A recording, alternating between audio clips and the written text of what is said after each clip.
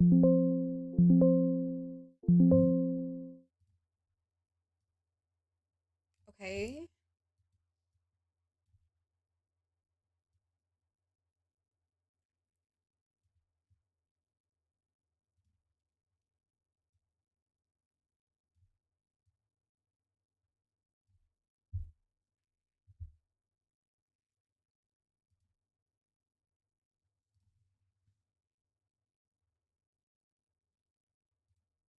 I gotta fix my fucking everything.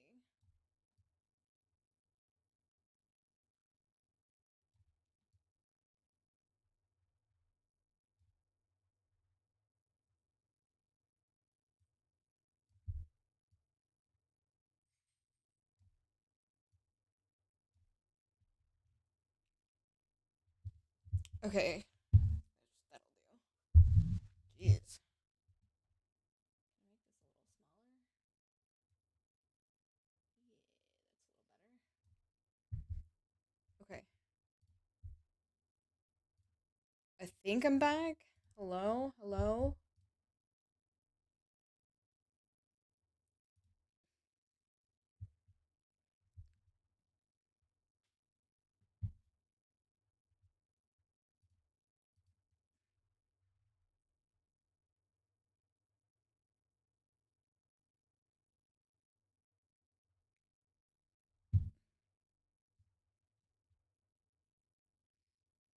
I solved the math puzzle and then all of a sudden Twitch was like, your stream key is invalid, but I don't know. I had to restart OBS. I had to restart, like, reconnect my all my stuff. It was a nightmare. We're back. Thank you, Cake. Yeah, I had to reset all my stuff. That was really, really loud. Did this, like, reset my sound, too? No, it didn't. It was just that sound effect was really loud. Yeah, I don't know what that was about, because it was, like, yelling at me for my stream key being wrong, which I have it, like, set to log into my account so I can use my chat and everything through OBS. Crouch? Yeah, it's a little fall. Don't be a bitch. But we're back, and I fixed it, and it only took a couple seconds, so that's nice, comparatively to every other tech issue I've ever faced. Oh, is this where we find the dead body of the person that we played as the tutorial? Okay. This is not good. Look at the mannequin, that's so creepy. This is very not good. What the hell? Peggy is not gonna believe this. So this means the janitor or whoever was down here is the fucking whistling man. And he's been listening the whole time. Okay. Call for donations to help Chuck Brody. Former Gallows High football captain Chuck Brody survived a career-ending injury as a victim of the festival disaster last year. To help him on his road to recovery, we're buying him some lottery tickets. Hopefully he gets lucky and can get back on his feet, pun not intended. Okay. Marriage announcement. This is creepy. Okay, let's shut the locker, I guess. Why did, like, nobody check the basement, like, ever? I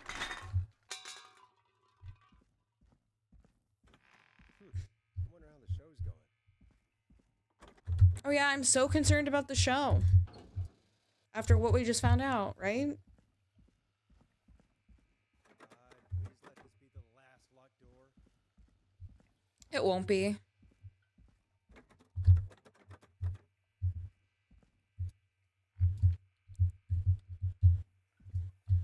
Let's see.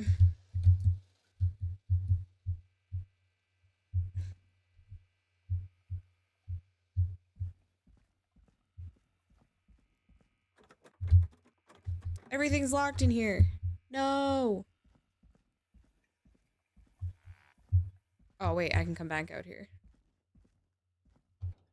Okay, let's check everything for a key or something.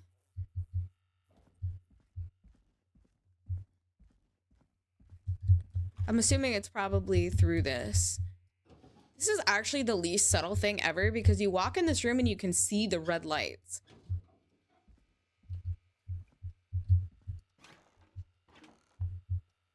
We're searching. We're being very thorough.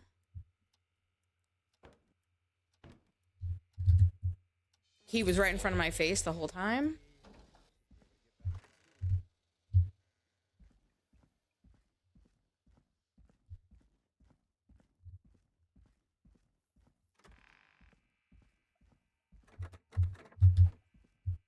It's this door. Okay. We had an autosave, so that means we're good on this front. We can unlock that door again for some reason.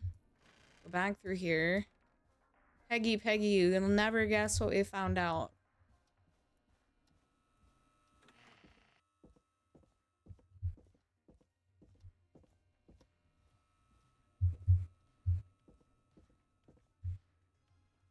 Ew, there's dead flies on the table. That's so gross.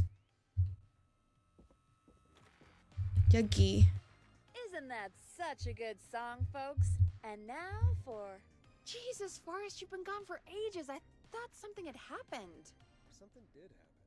Clive, the janitor, might be Clive, the murderer. What? Start from the beginning.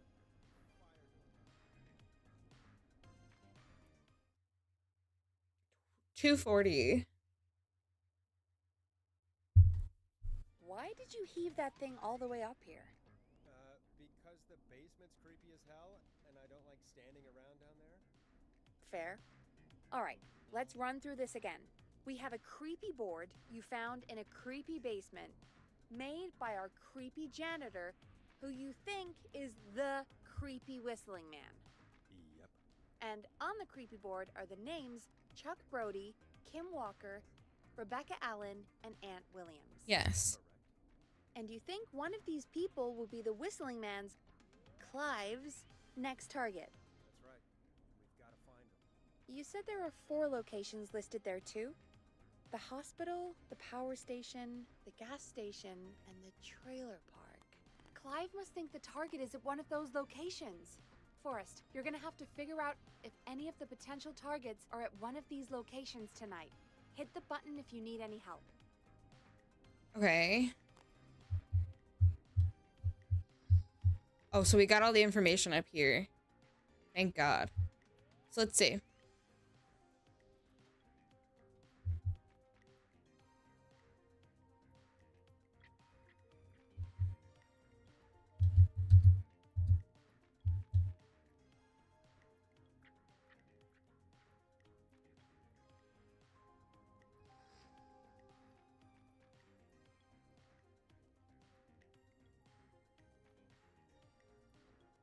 Start from the top. Marriage announcement.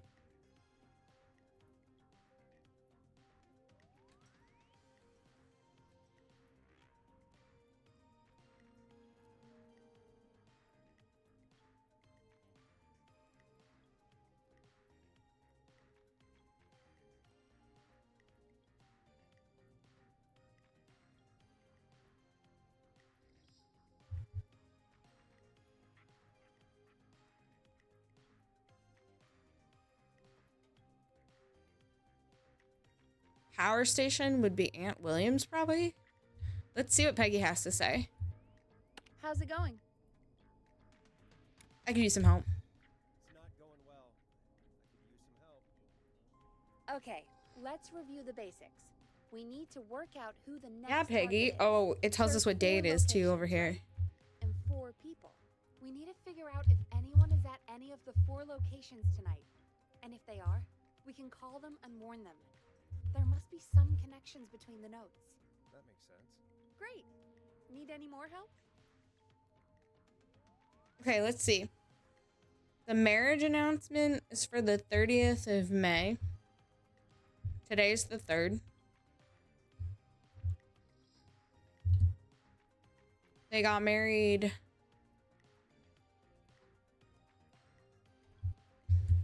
They're already married. This shit's confusing. There's a lot of information here. So let's see, this first thing. Injury, who's to blame? And then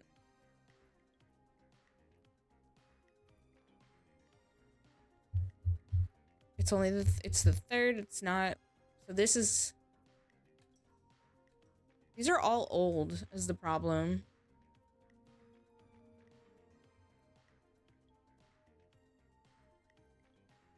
So on the 8th, so this is when this happened. And then they wanted to do this. So let's see, then the marriage announcement would be Kim.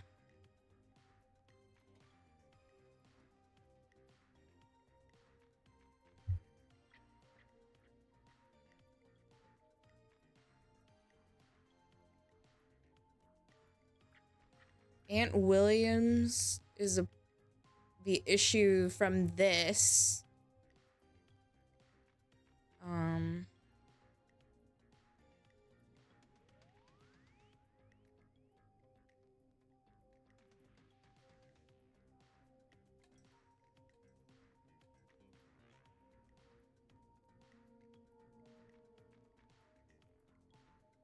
I feel like it's this guy.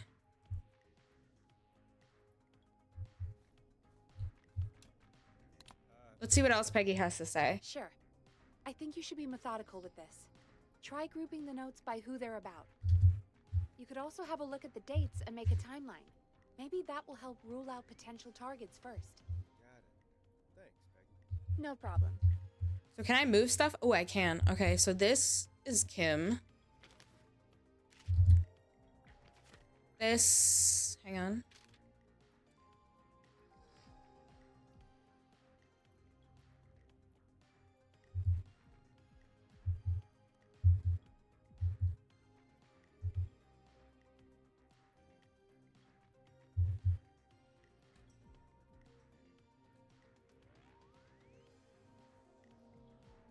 This is the festival, so this would be about this issue, but it involves this guy. Because it says Aunt Williams and Sean Everett, and Sean Everett isn't an option. So this we could actually just put down here. Maybe. Because this is important for this. What is this?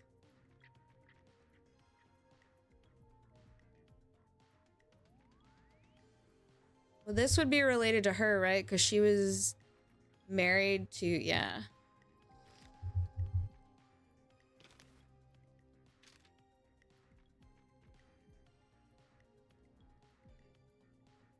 I have no idea what that's about.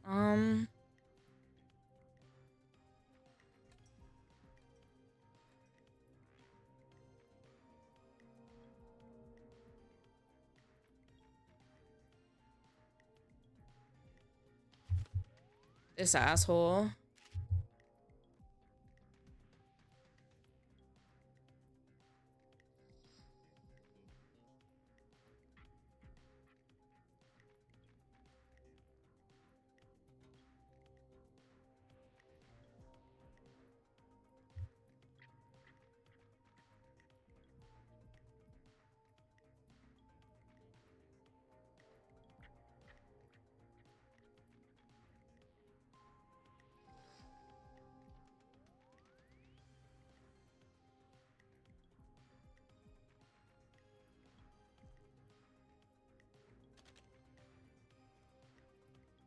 I don't know who the car shit's about. But this talks about tickets.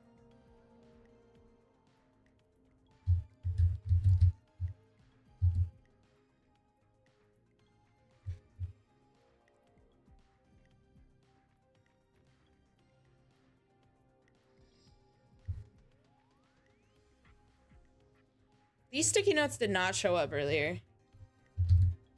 I gotta fix something.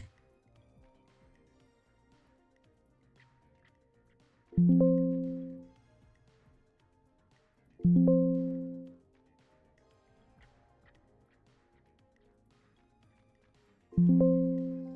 I'm trying to. My OBS is now all messed up. This one. Okay. Better.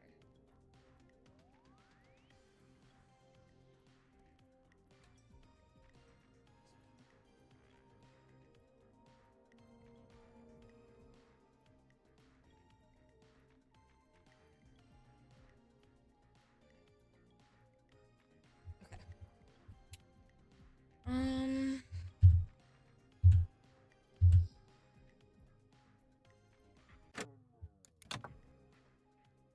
My brain is like has to work. I really think it's this guy.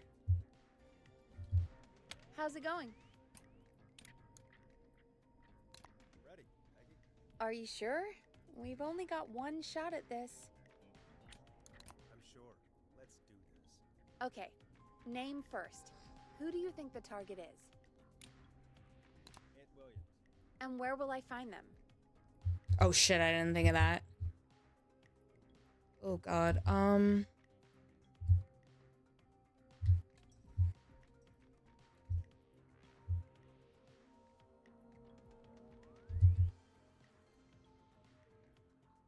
Power station.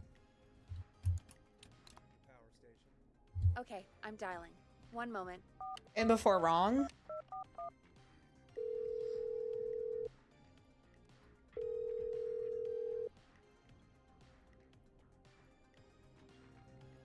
Forrest, I'm through to the power plant, but God damn they say it. there isn't anyone by that name there. What? And who? It sounds like something blew up. He's using bombs now? Oh my god. The call board. One moment. I knew it was the power Forrest, plant. I'm getting so many calls. Just let me. I'm gonna take us off air for a moment.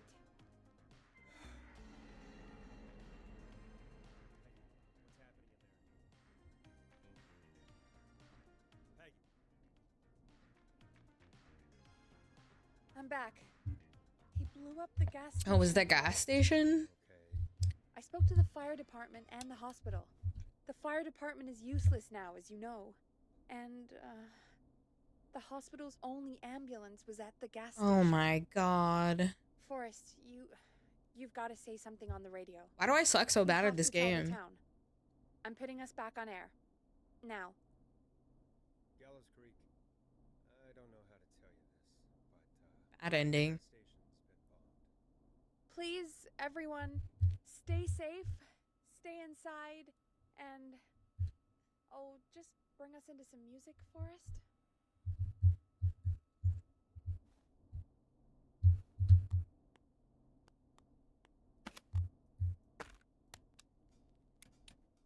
Here's some music while we regroup here on KFAM 189.16, The Stream.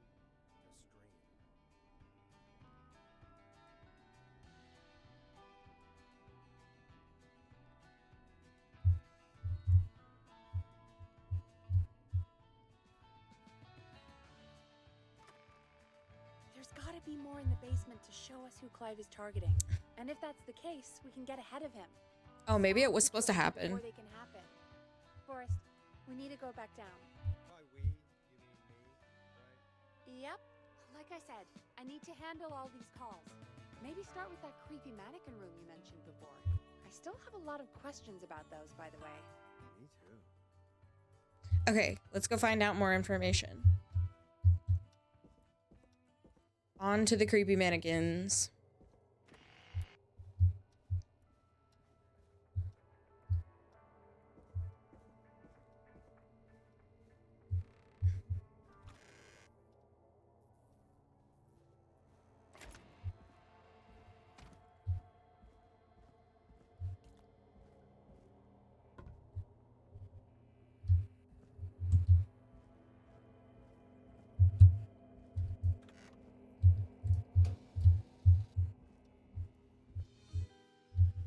The key. Is that always here? Basement storage key. I brought everything upstairs. Okay. go to storage then, I guess.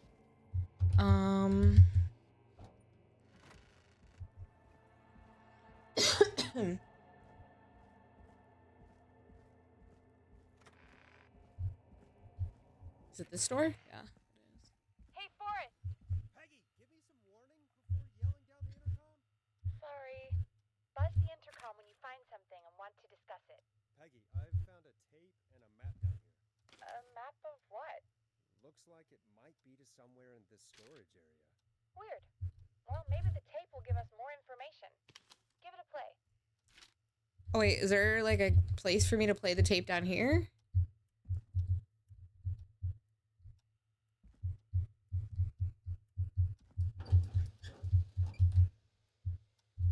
Or do I have to run all the way back upstairs to play it?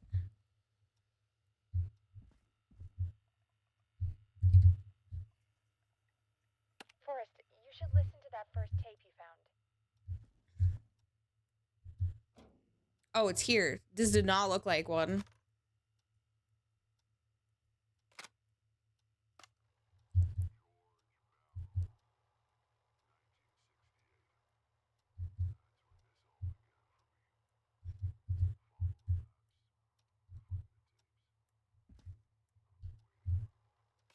Wait, George Barrow? We all heard that he drowned after a night out drinking.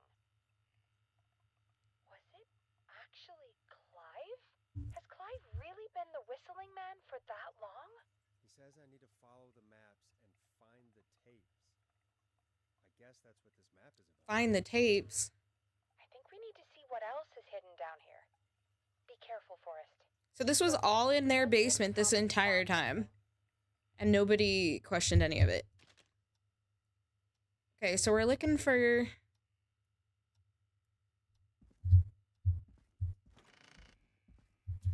Is it this one? Play?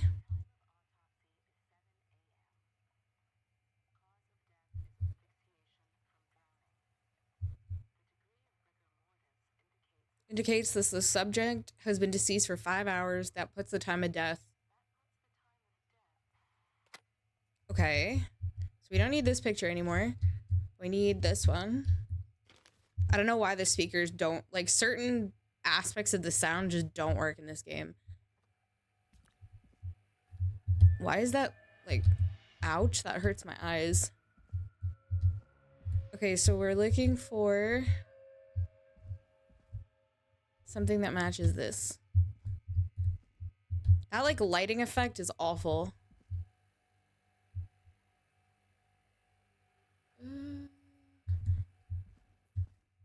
What about here?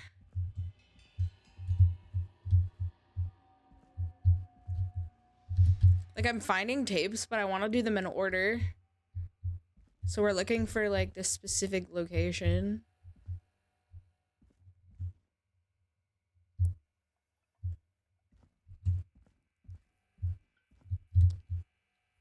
This one has a picture. But, like, that's not the location. Because it says there's a book.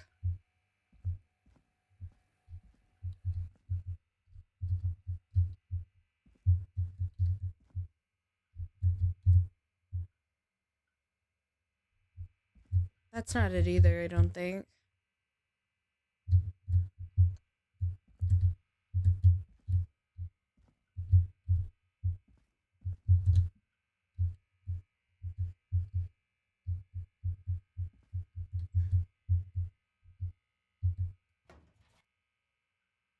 Could this be it?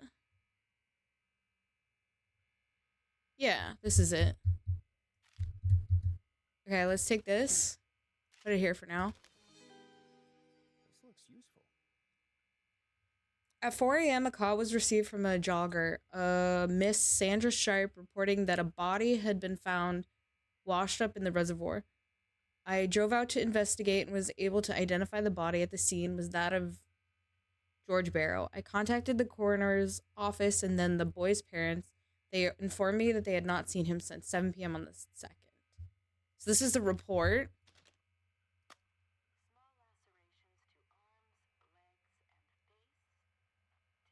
Typically obtained by running through foliage. Severe blistering to the feet. As though the deceased had been running without stopping. Okay, that matches with this.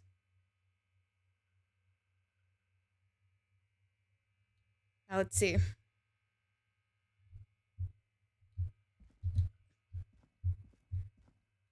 This one, maybe? I gotta do this in the light. So there's like a... No, it's not that.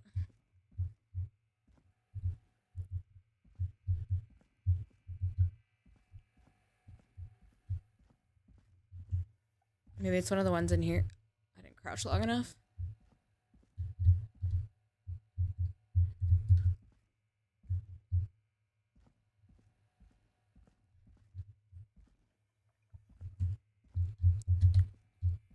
It's very dark in this place.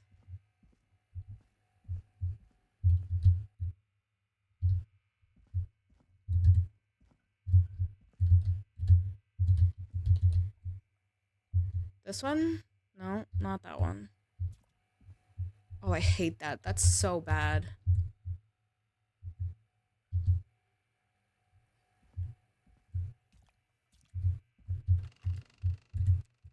This is the door you enter in. So this is the very first tape.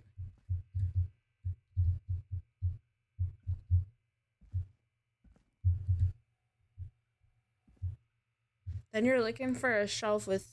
It's like empty at the top almost. What does it look like on this side? Nothing. Very dark.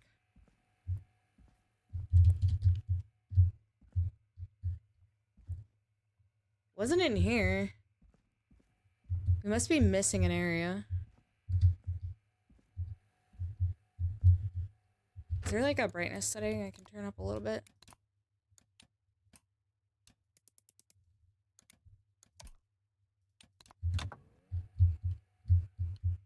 That seems a little better.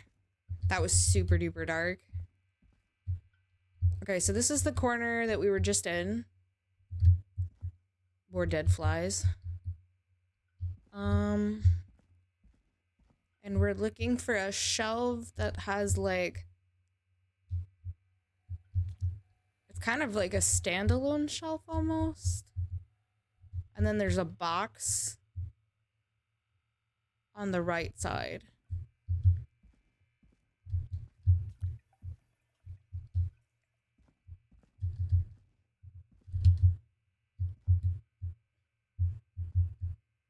Doesn't look like that shelf.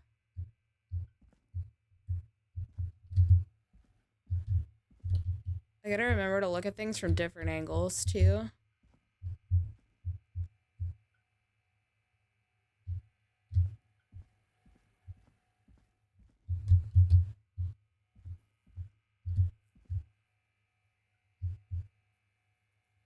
It says that the radio will be on like the bottom shelf somewhere. Forever wishing there was a... Oh, is it this one? Maybe? There's a box over here. Yeah.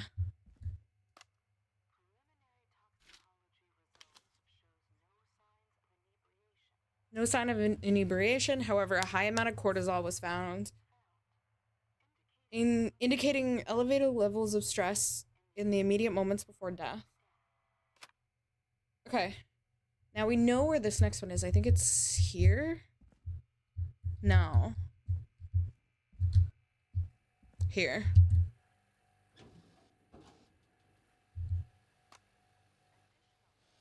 Additionally, there appears to be a post-mortem injury to the arm. Looks like it was trapped in a car door. Okay, this one is this over here, I believe.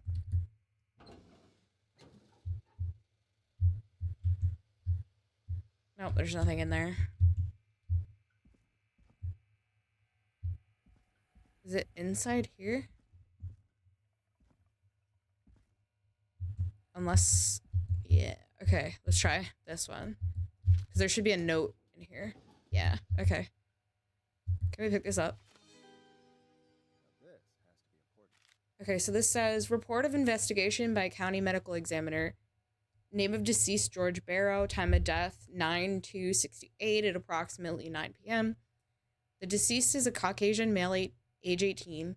The cause of death is established to be drowning, as shown by signs of asphyxiation. See section 2, paragraph 4 for more details. Abrasions were found on the knuckles, likely from getting into fights in the past. Matches with known history of the deceased being aggressive. No other injuries were observed, and from the coroner's opinion, there is no evidence of foul play. Additionally, the preliminary toxicology report indicates the deceased had a high level of alcohol in their blood. It is of the coroner's opinion that the deceased went swimming while intoxicated, resulting in his drowning. 9/3/1968, 7 o'clock, Virginia Sullivan. I'm sorry I made you do this, Virginia. Okay, so this is not... So we need this one, this picture, and to click this.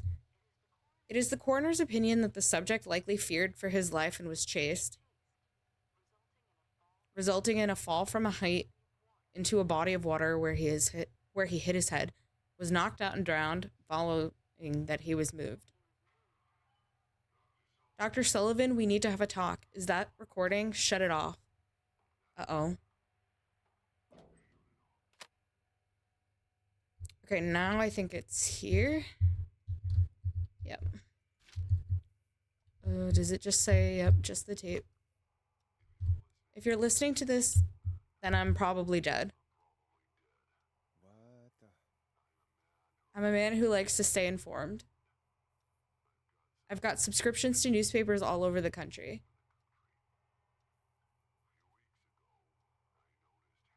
A few weeks ago, I noticed headlines cropping up in those papers, one after the other, each headline about a murder.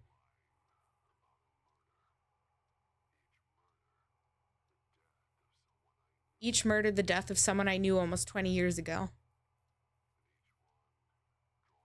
And each one drawing closer to Gallows Creek. Drawing closer to the anniversary. None of us are innocent, but I don't think we deserve killing. All I hope now is that I can save some folk from the worst. That I can, I don't know. Do something to make up for what I did back then, I guess. I didn't kill anyone, mind you, but that's past mattering now. There's more I could say that I should say, but my employer made it clear that my family would pay a high price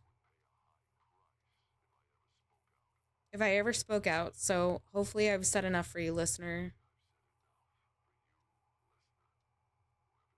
Whoever the hell you are, to start putting the truth together.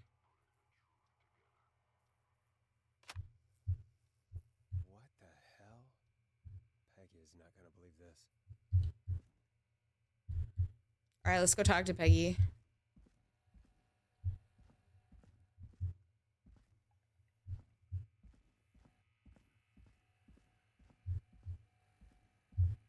This game is very neat. What have you found, Forrest? It's an autopsy tape. Doesn't say for who, but I think it must be for George. Poor George. He was so young. Something's bugging me, Peggy. What do you mean? I swear I recognize the voice of the woman talking on the tape. I just can't place it. Seriously? Do you think you've met her before? I don't know. I mean, I just got here recently. I don't know. Found another tape that talks more about how George died. What did it say? Sounds like he was running for his life. Sprinting through trees and bushes, getting cut up all over. What would drive someone to do that? I'm not sure yet. There's also a tape about a toxicology report. There were no signs of drinking or that he was on anything. What? But everyone said he went swimming drunk and drowned. It was in the newspaper and everything. I found a written autopsy report. What does it say? According to that, it's just like you said at the start. George drowned after getting drunk. Said he liked to fight, too. But that contradicts the tape. I know, and I think I know why. There's a note with a report that says, "I'm sorry I made you do this, Virginia." If it was on the autopsy report, then Virginia must be our coroner. Wait, the caller from earlier, when we had to call the takeout restaurants, wasn't her name Virginia? We need to call her back once we finish down here. It looks like she might know something about what's going on. I found Putting the pieces of the puzzle together? Oh my god. post-mortem injury. Apparently, his arm got. Now we're detectives. A car Police door? call center and detectives. How do you suppose they can tell? How can they tell? I'm a radio producer, not a coroner. The written report I found doesn't mention it at all. How did his arm get trapped in a car door after he died? Unless he got it when the police collected his body, I guess someone else must have moved it after he was dead to where he was eventually found. But the report, what is going on here? I found a police report. Mentions a friend from earlier, Sandra Sharp. Sandra. The jazz runner? That's right. She found George's body washed up at the reservoir. The reservoir? Yeah? What's strange about that? George got cuts from running through foliage, right? But there's no forest around there. Also, how did it wash up at the reservoir? What do you mean? Reservoirs don't have tides. But that's what the police report said. It's not possible, though. I did a school project on reservoirs and got an A. Good for you, Yeah, Peggy. not important right now. The important thing is that it doesn't make sense. What are you suggesting then? That the body was originally found somewhere other than what the report suggests? That the sheriff tried to cover it up, but accidentally let something slip? Something like that. I think. Well, Sheriff Matthews wrote the report. If he hadn't been eviscerated, we could have asked him. True. But Sandra is still alive? Once we're done down here, we should give her a call. We got so many people to call. In another tape, the coroner comes to the same conclusion as I did. George was running from something. Maybe an animal? Maybe, but then there's this next bit, where the coroner thinks he was moved post-death. So she agrees with us. At the end of the tape, someone burst in and demanded Virginia stop recording. I think it was Clive. This is starting to make sense now. This is a conspiracy to cover up what happened to George.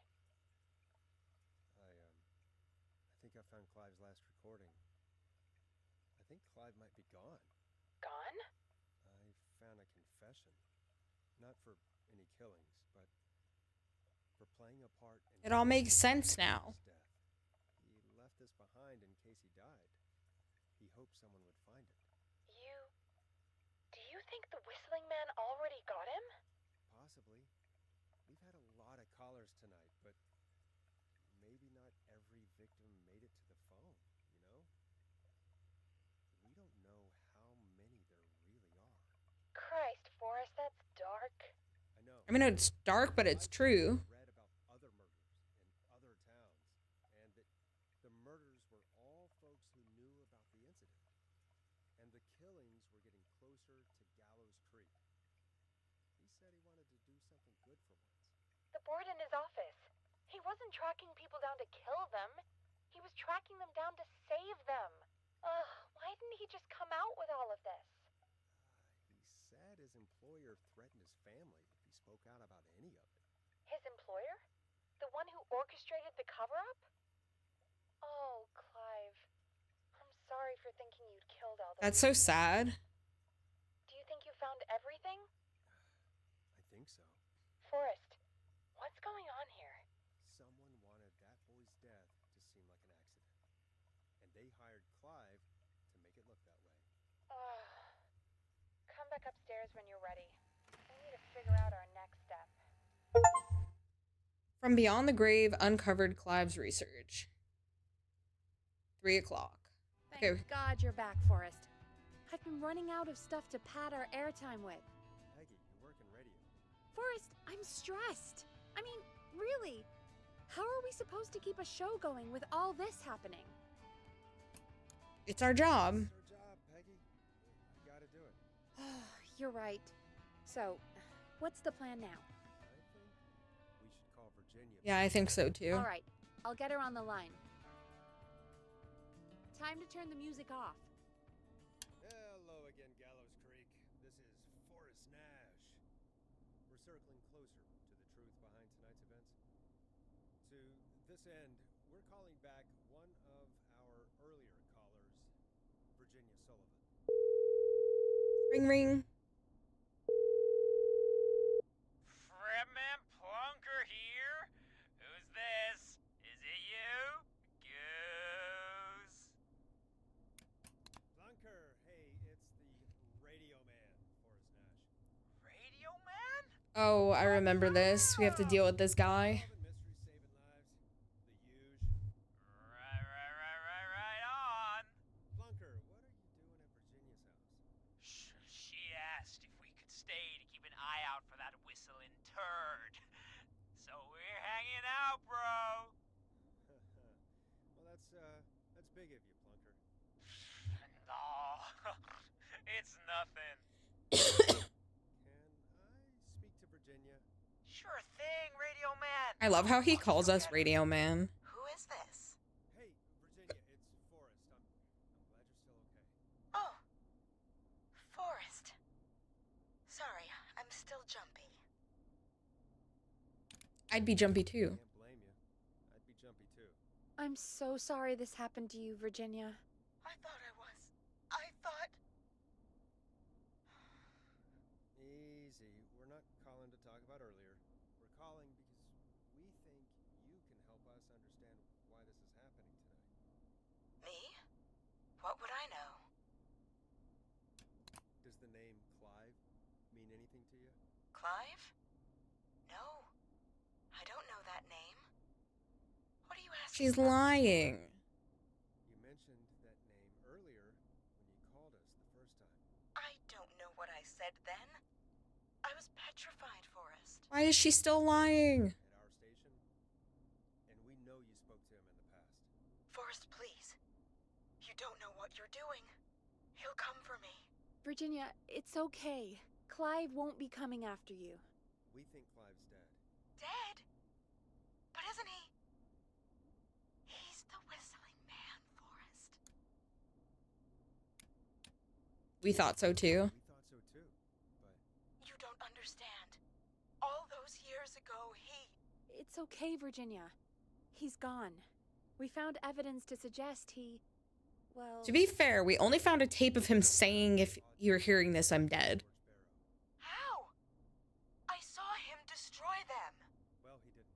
I don't know if he kept them or made copies or what, but we found them, and we know it's related to what's happening tonight, which is why we called you. Why did you write a false report? All right. Yay, the truth.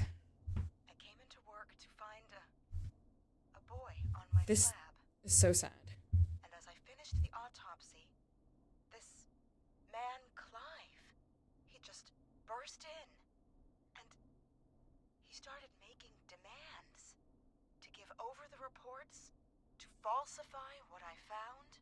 Of course I said no. But, well, when someone wants to make you do something, they can use the carrot or the stick. For me, he used both. You see, my sister is sick. She has a chronic condition that's never going away. It's expensive to treat, and it was getting to where I couldn't afford it. It's always somebody that can't afford medical bills, and it's so sad. Would pay for my sister's treatment if I did what he said, and that if I ever spoke about this, he'd beat me to within an inch That's of my fucked. life. I don't know why he had me do it, but my sister needed me. It's okay, I You understand. have to understand, she needed me. We understand. Thank you, Peggy. It's okay. Thank you, Virginia. That was brave. God, I just want this nightmare to end. This will help end it. Hello, Virginia. Forgotten Chaos. How are you? Stay safe, Virginia. Okay. What now? So, Virginia's tied up? We knew she was tied up in all Clive this. We threatened just her didn't to know the keep truth. quiet about George's death. But for who? Why cover up these details? Well, we know Sandra was I was gonna involved say in we need to George's call death. Sandra. Do you want to call her? Yes. All right, but before we go asking questions, I think we should know what we want to ask. Is that fair? Yeah, we need to ask her about finding the body. She was the one who discovered it, but something just doesn't add up. 100%. She knows more than she's saying. I wonder what she's hiding. Everybody's We'll hiding hopefully something. find out soon. Anyway, just be careful when you're talking to her. Oh god. Don't push too hard. We don't want her to hang Okay, up. see, I'm okay. I'm usually pretty good at Alright, that. Calling her now. Hopefully she's at Let's her hope desk. I can talk my way through this. Aha! Forrest, you're through. Yippee. Hello, this is Sandra at Jazz Pizzazz Jazz Oh, it's this Studios. lady. Hello again, Sandra! It's Forrest Nash of 189.16, The Scream. And you're live on air. Jazz pizzazz. Oh, I always thought folks called into a radio show, not the other way around. Well, I helped you earlier. What can I do for you? Well, we're trying to understand what's behind the attacks tonight. We had a few questions. Why, Forrest? That's fair. I do that all the time. After the way you saved my life, I'd say yes to just about anything you asked.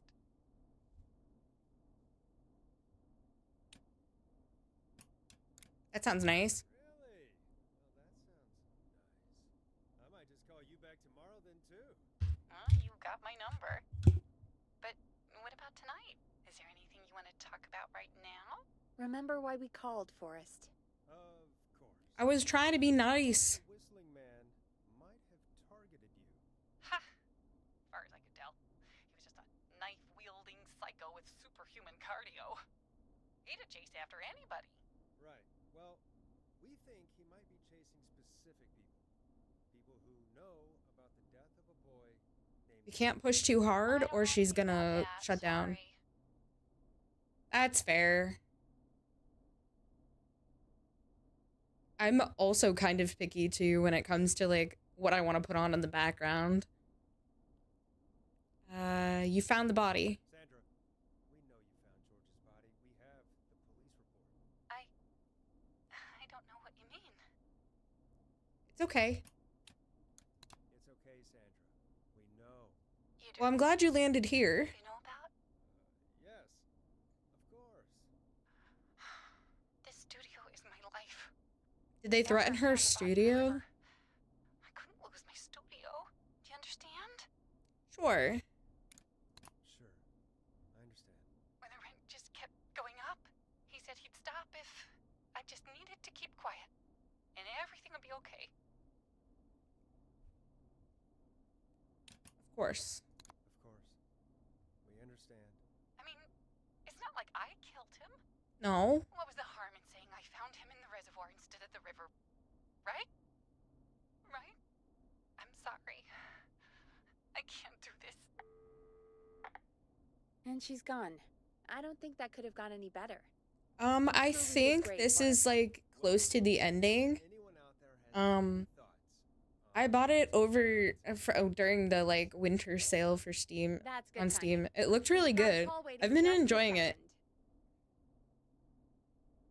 I definitely think it's one of those games where like the first playthrough goes like kind of We horrifically. have a call waiting. Hang on, Peggy, I'm talking to chat. And like you'd probably guide your way through a second playthrough to make sure you like get everything. Because I definitely killed like 3 people. Welcome to 189.16, The Scream, with me, your host, Forrest Nash. Hi, Forrest. I know this is really out of the blue with everything happening tonight. But I wondered if you could send a special birthday message to my uncle. Because we're like starting to unravel like the actual lore and like ending part of the story. I feel like it's like close to being done. Sure, why not? You know what? I'd welcome a change of pace. I'd be glad to. Thank you, Forrest. He's my Uncle Ronnie. His first name's Peter, but he never liked his name. But since he always had salt and pepper hair, even as a kid, can you believe it? Folks always called him Pepper. Thanks for the history lesson. Is there anything Didn't we say happy birthday to someone like the last time one of these people called? Yes! Tell him he can get the best birthday deals and party packages here at Ponty's Pizza. Oh my god, the Start Ponty's any Pizza ad. Sorry, Forrest. Let's just move on. We've already got another caller on the line. That's okay. It's a very good game. I like how unique it is. 16, The Scream. I'm Forrest Nash. You're on the air, caller.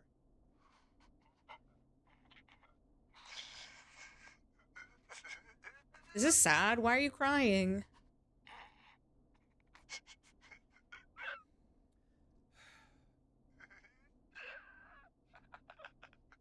Oh, Ponty. Ponty's how did we? Pizza, always God damn it! Come rain or sleet or whistling Fucking bird, Ponty, man. we'll be there. He's evil. Ponty's the killer. Chat. Forrest? Ponty did it all. Forrest? Are you Forrest is gonna lose his okay? mind. Angry breathing Forrest? sounds. I hope the Whistling Man gets in with his own pizza slicer. Jesus, Forrest? Sorry. That was too much. Yeah, It's and I okay. like how it's like a High stress detective night. game, Don't but worry like they about it. also kind of get you with like the Not for like tonight, interactive anyway. puzzles I and think stuff. he's spent for now. We've got another call. Whenever you're ready. And I love the idea of like having the radio like mechanics that are just kind of simple. Don't spend your money at Ponty's Pizza. That's all I'm gonna say about that. Moving along, I'd like to welcome another caller to 189. Some of the puzzles I was way too stupid for. I'll tell you that much though. There was like a corn maze puzzle and that hurt my brain. Forrest. Done. We played your song, Long Ride Home. Did you hear it? Can you tell us? Never mind that now. Forrest, I'm calling because I need your help. Are you in danger? Are you in danger? I sure am.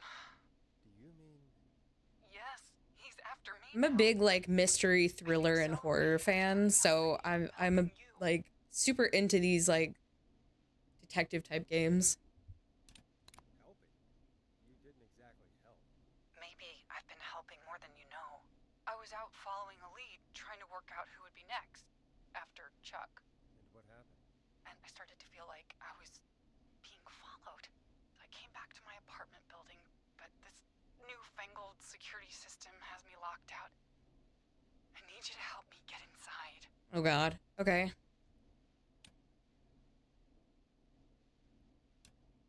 Can you go somewhere else? Home is the safest place I can be. Please. The front gate requires an entry Why don't you code know to your open. own code then? I need that code to get inside. Which apartment block do you live in? Maybe one of our listeners lives there too. It's the New Woodside apartment building between the town hall and the trailer park, but I doubt any of your listeners live there. I don't have many neighbors.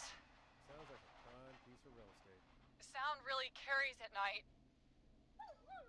Shit. Aw, puppy.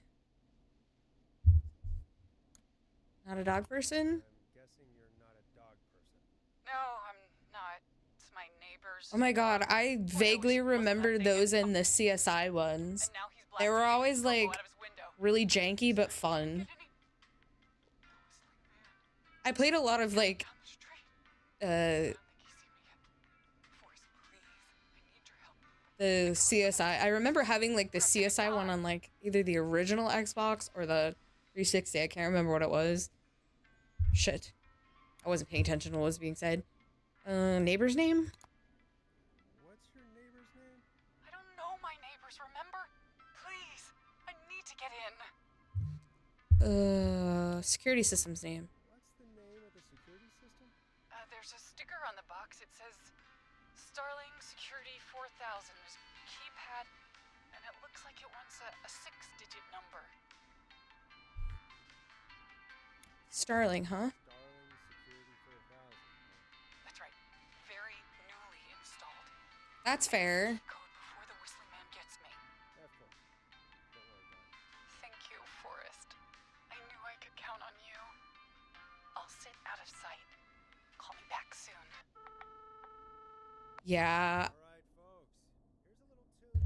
I was gonna say, I don't know how you, but like, Tonight, let's break Dawn into her apartment. as long as you enjoyed it, that's really what matters. Okay, let's go look for shit, I guess. I was not really.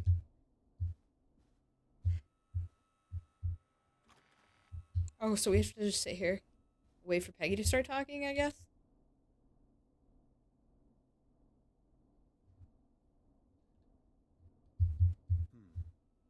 Oh, we have to play a song.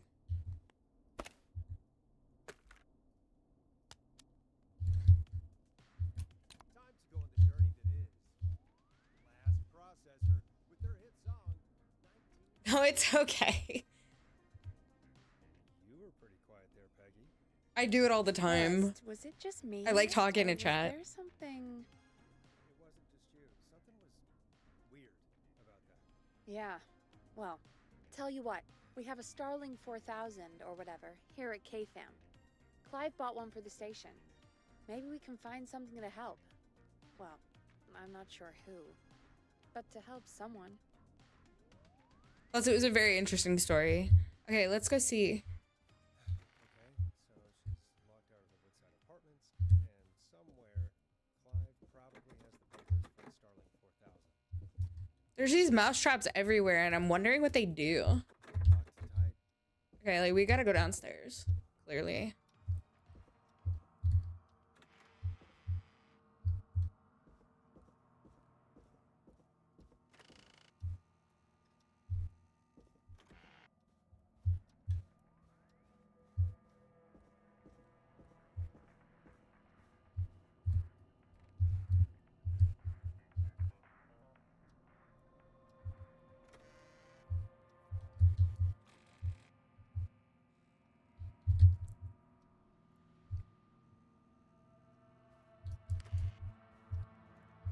Locked, for now.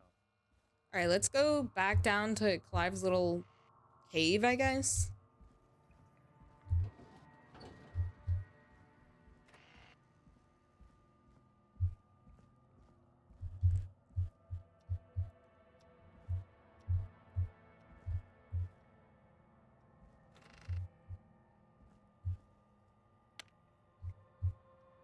Okay, no Peggy hints.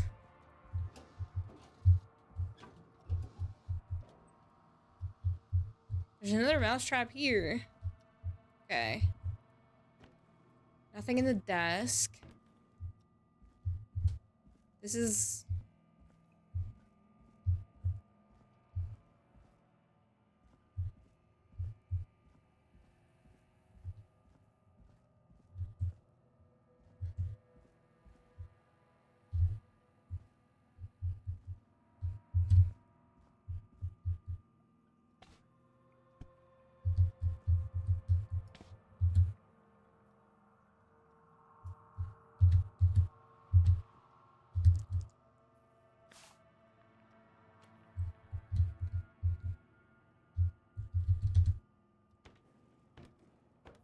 Wait, what's in here?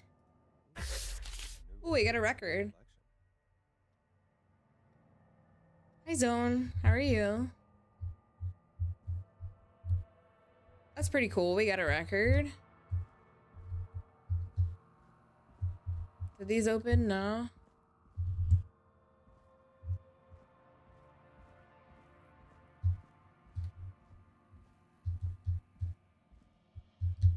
Okay, so maybe front desk? We're in his little cave, maybe? Through the locker, wherever the fuck that is. It's not this locker.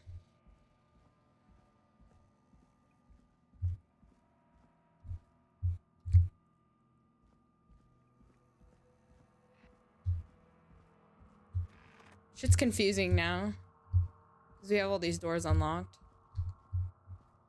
What is this game? It's called Killer Frequency. We're basically a radio host who becomes a 911 operator because it's a small little tiny town where the police, the like chief gets killed. And we're trying to solve a murder, like who the murderer is and why they're murdering. But essentially we're like helping. Yeah, and leads people to their death accidentally. I've done that 3 times now. I really don't see these papers. Is it maybe it's just got to be on the like reception desk upstairs. Currently, we are trying to find information about a security system. Oh, I didn't know this was here. Oh wait, yes I did. That's what we came down on.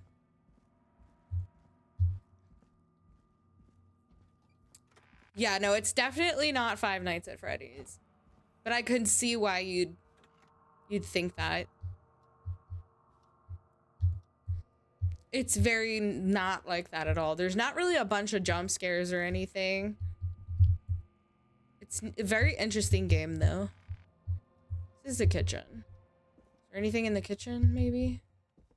I don't think so. But it doesn't hurt to check. We're looking for the security system papers. My main guess is that it's going to be either on the reception table upstairs, or the reception table, or the office, I guess, maybe.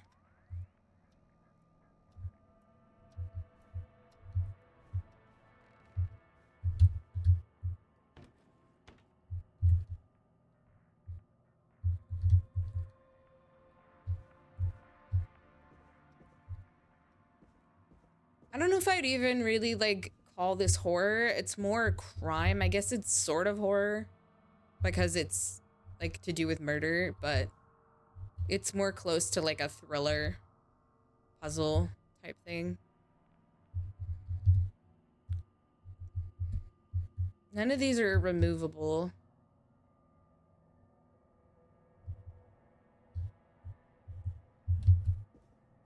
I'm not seeing anything.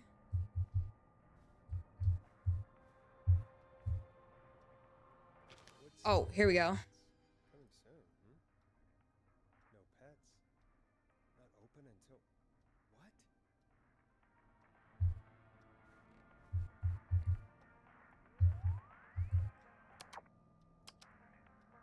Yeah, it's like suspense. There's really not been any jump scares, which is okay. I like horror, and I know you guys have seen me play a lot of horror. But I also kind of branch out too a little bit. It's like horror adjacent.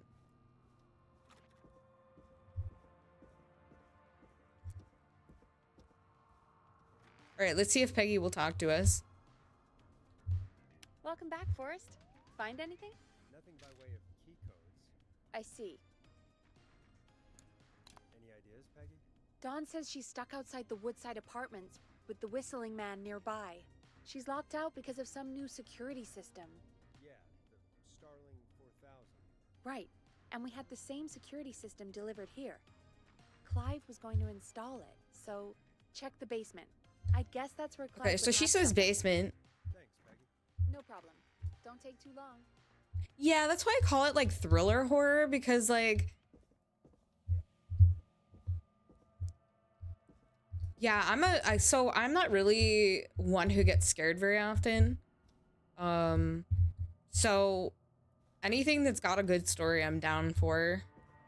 Like, cheap jump scares make me, and like loud noises make me jump. But that's just because it's like, it's loud.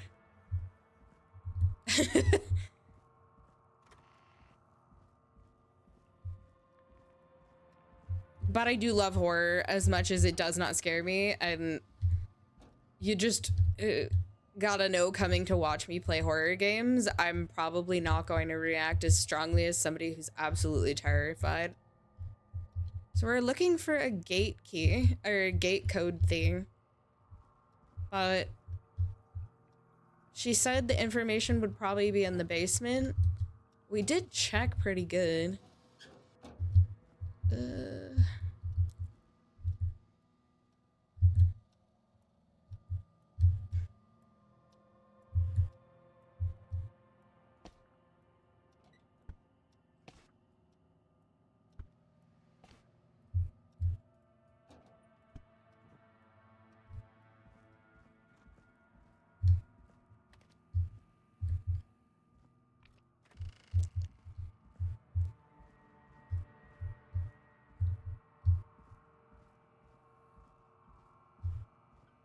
I really don't think it's in here, but I don't want to like miss rechecking all the places in here.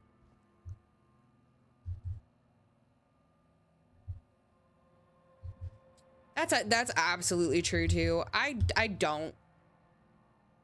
I just like I don't know how to explain it.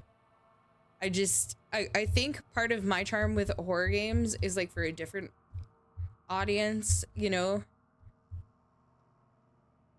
Yeah, I've been desensitized completely, but I still love it. I wouldn't say it's to a different audience. It's more that like people that aren't in it just for like reactions to the like scared reactions. Cause like I'm very in depth with horror games. And I like to make fun of them a lot.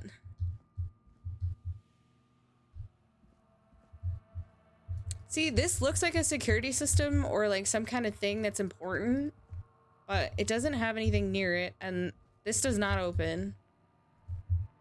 So let's check, like I said, let's go back to the locker, the room in the lockers, and check that. It's just gotta be like a little sticky note or something somewhere.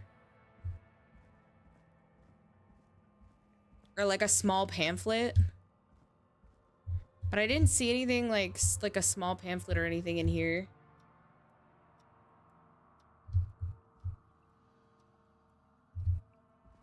That's exactly how I am. Like if something genuinely gets me, I'll be like, yeah, that scares me. That's like, that got me.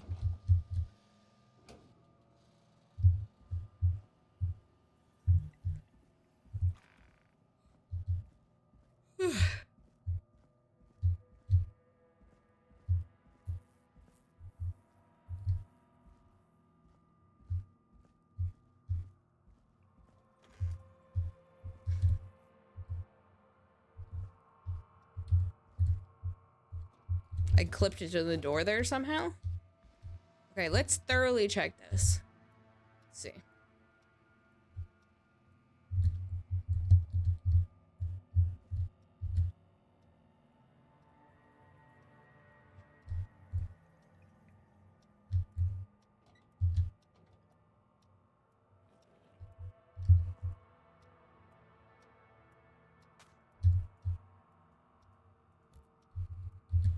We can move the fucking mannequin parts. That's crazy. That's an outlet. Huh. Oh, what's this?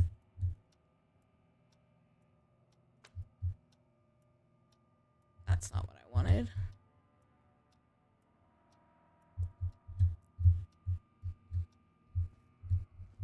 There was a little thing hidden though.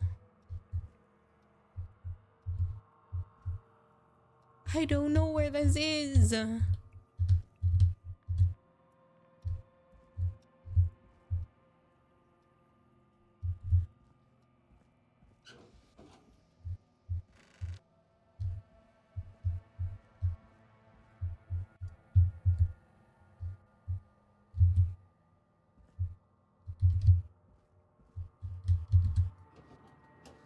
Empty. We're looking for some kind of information like about the security systems. So Clive installed the same security system at the radio station that the woman who was on the phone had, where she needs the code to like get out or whatever, or get in or whatever. So we're looking for any kind of like note or information or something that can help us with the security system. And Peggy said in the basement. So like I'm very over and over just checking like the places in the basement. These books don't open. I did try that, like the little like binders.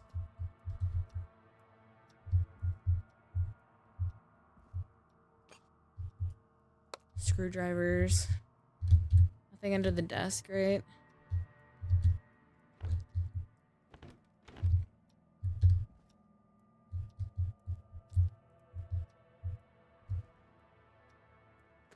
I'm gonna feel so dumb when I find this.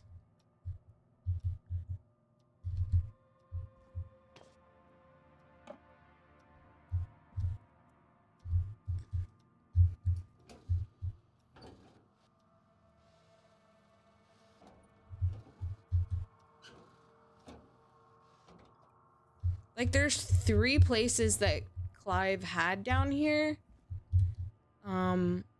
Let's go see if Peggy will tell us any more information, or, like, any more hints. Because, like, I mean, unless maybe it's, like, in some kind of cabinet or something in here. I don't know why it would be. Like, someplace we just didn't check. But I feel like they wouldn't do that because you could find it, like, early.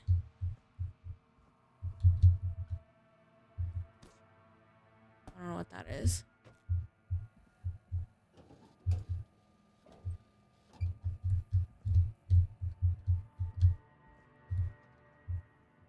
And then I looked in here, didn't really see anything.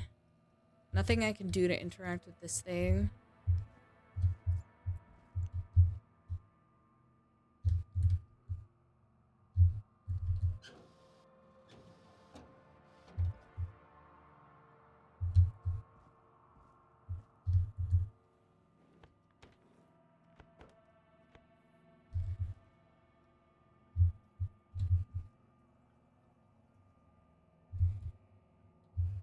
Let's go talk to Peggy.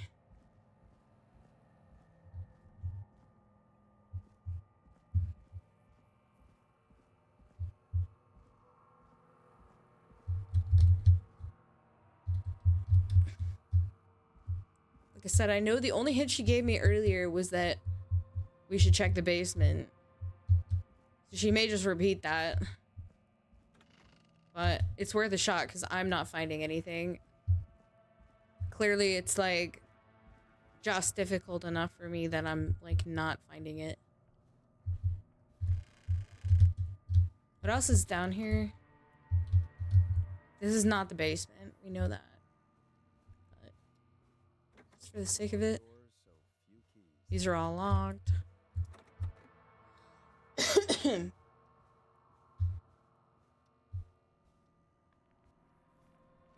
back upstairs.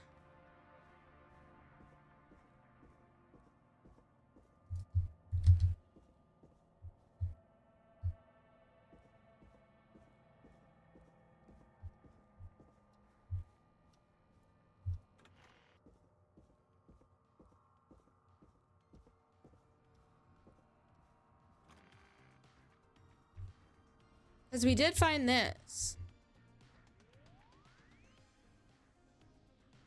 Welcome back, Forrest. Find anything? Nothing by way of key codes. I see. Any ideas, Peggy? Dawn says she's stuck outside the Woodside Apartments with the whistling man nearby. She's locked out because of some new security system. Yeah, the Starling 4000. Right. And we had the same security system delivered here.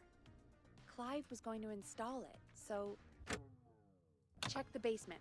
I'd guess that's where Clive would have stuff like that. Thanks, Peggy. No problem. The Don't take too long. basement. Yeah. Where I just was, and I feel like I checked every corner of that basement 4 times. I can't believe that I'm missing just, like, some tiny little detail. Oh god, that's frustrating. Okay. Back to the fucking basement. I hate the basement now. Okay, so on our left is that. Double checking. Nothing in here. This is Clive's. This is like the. Technically, we don't. This is his, like, real desk. Like, you would think it would be in here. But I can't believe there's dead flies everywhere. That's wild. That, like, they live like this. What is this?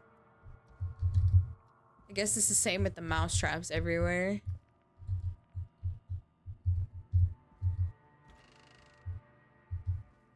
Then, like I said, there's this box in the, like, his little hidden area where he had all the tapes. This thing. That it doesn't really say what it is. But, like,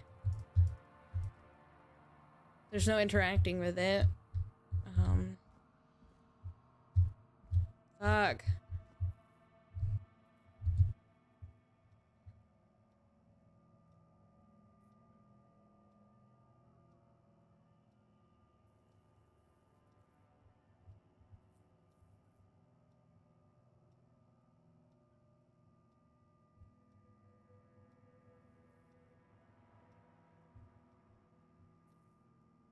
Sorry, one sec, chat.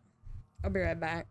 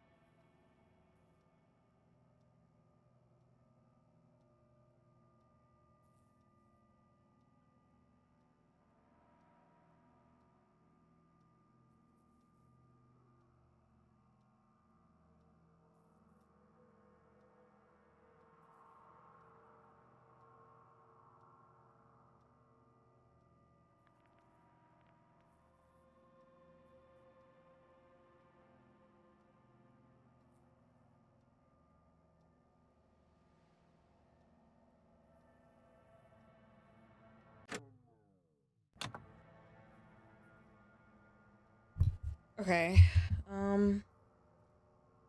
Yeah. Alright. I don't know. Is it in any of the stuff that we, like, looked at earlier?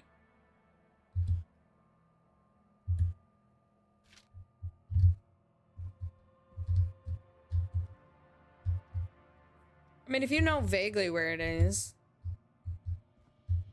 you know, just tell me. I don't really know at this point. Like, I would feel like it was, like, in here somewhere or something, but I'm either going completely blind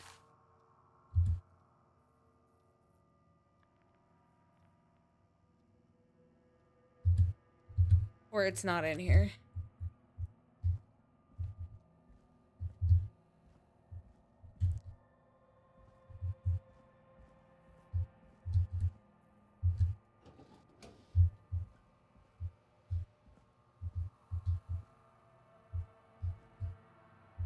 A tiny room with a little booklet.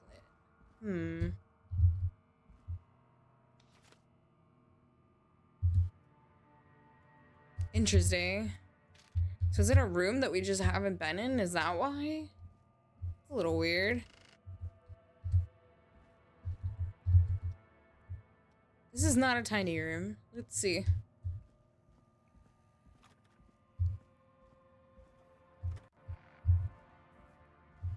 The smallest room down here is in the locker.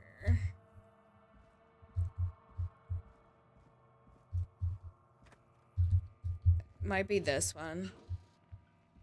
I mean, this would make the most logic sense that it was in here. Like, I found this little thing. But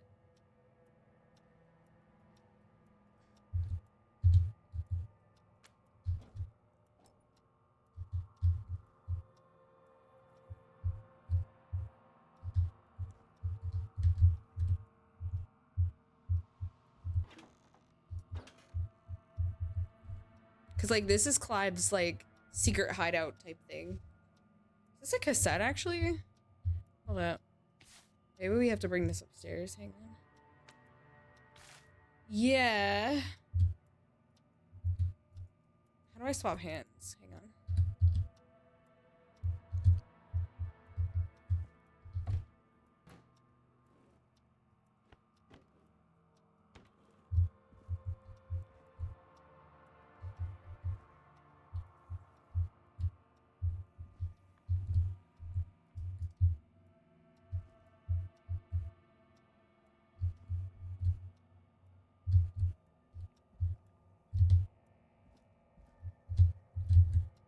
This shit's wild.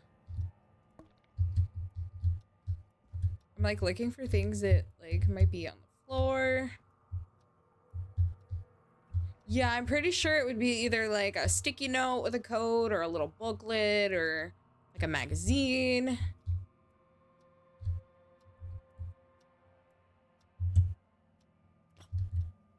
Does this like do anything? No, it doesn't.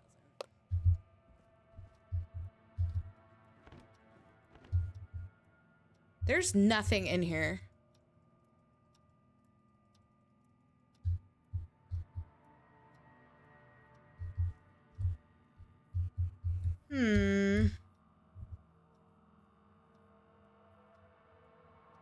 Going crazy, going crazy.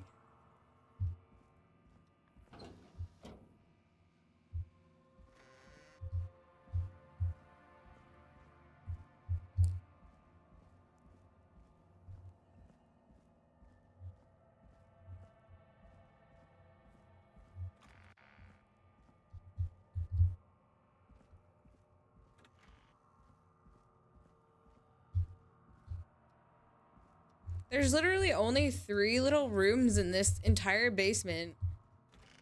I'm so confused.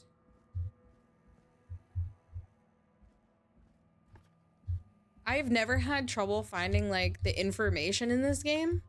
Like we found the letter that made it seem like what the story she was telling us was sus.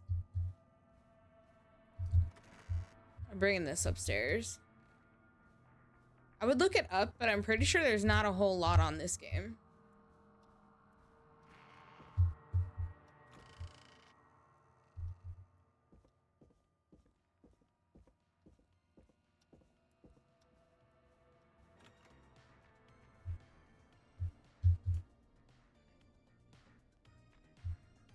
Okay, so this one can't be played.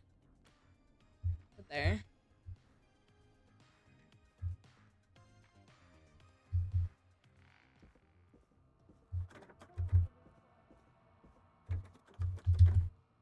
Not getting in there tonight. One sec. Let me see if I can find the answer.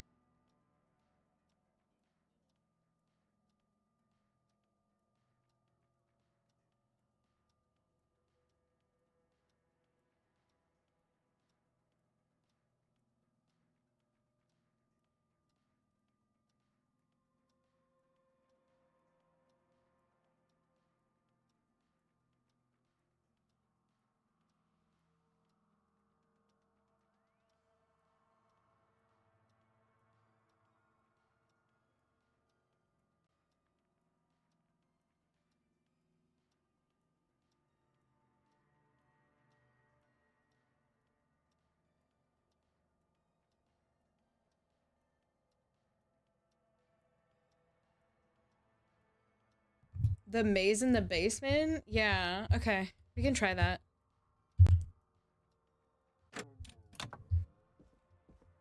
I hate getting stuck on things. I feel so bad for chat. It's very possible that it's in the maze somewhere and I just keep missing it.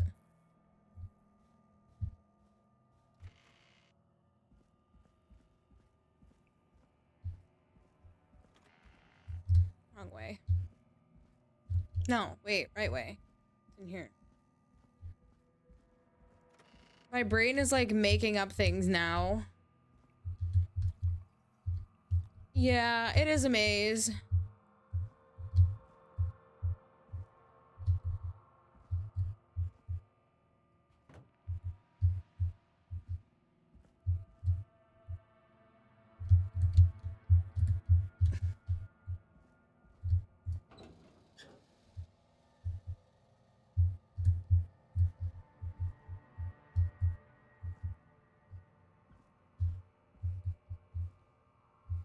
The lighting effect in here really bothers me. The like blinking.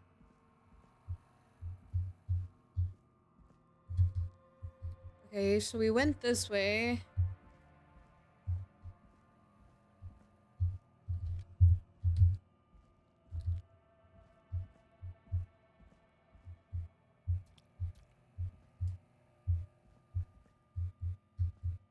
Order delivery form. Oh my fucking god. So left this by accident. The system's not even installed at Woodside. Starling I Force- cannot believe that we walked by this that many times. Ah, these codes should come in I handy. am so sorry, chat. Yeah, it was a dead end. Let's go back to Peggy. I'm dumb. Well, at least I didn't use a guide to figure it out.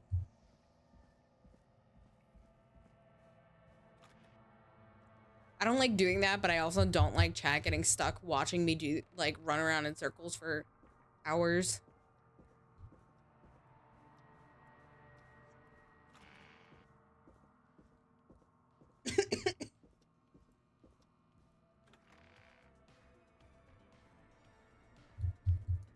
Okay, so we got a lot of information. Let's move that, this.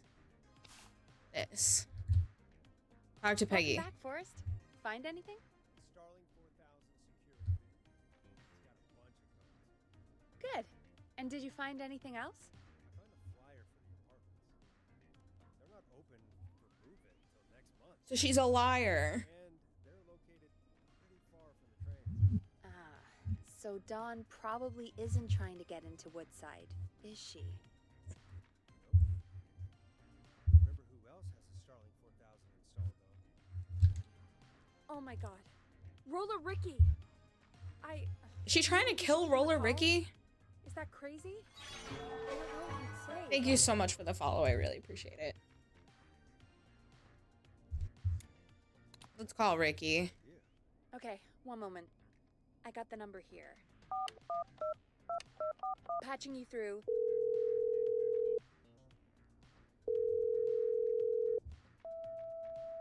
Uh-oh. Shit. He probably can't hear it over the music. Forrest, I don't know about this.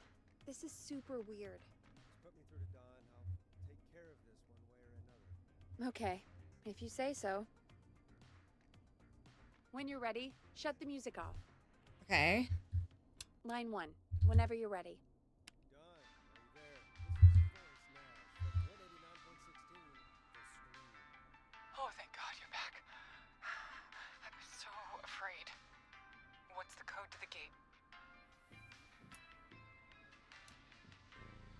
I don't trust her.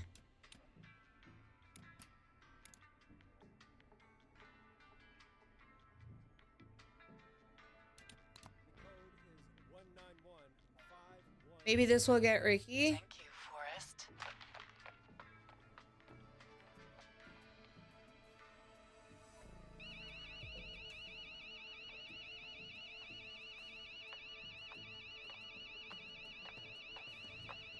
Son of a bitch. Ah! She does.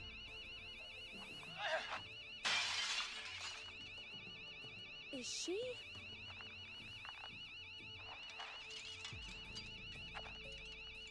Now, like, listen to her voice when she's like all upset. She's trying to hurt Ricky. Stay out! Nobody disrespects the sanctity of the ring. Don't ever come back here again. I'm calling the cops. Thank God. Hello? Is someone there? Ricky, get back inside and turn on the radio. Whoever that was, she was trying to break into the ring. She? Forrest, man, you got no idea. That was him. That was the whistling man. The alarm gave me just enough time to get my rifle. I don't like hurting folk, but I can't let anything happen to Maxie. He's my best friend, you know? Listen, man, I'm heading back inside. Gonna barricade that window. My man, thank you. You and Peggy can skate for free whenever you want, forever. Good shit. We That's a helped done Ricky. deal. Thanks, Ricky. Can't wait. You got it. Talk to you soon. An alarming development. Roller Ricky survived the whistling man. Just happened.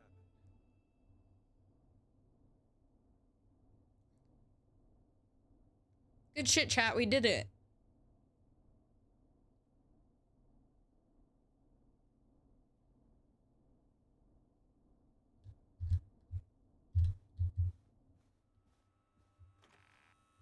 Hey, play something.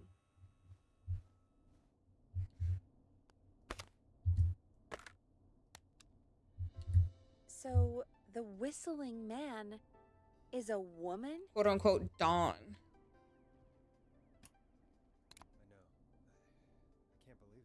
She called up. You spoke to her multiple times.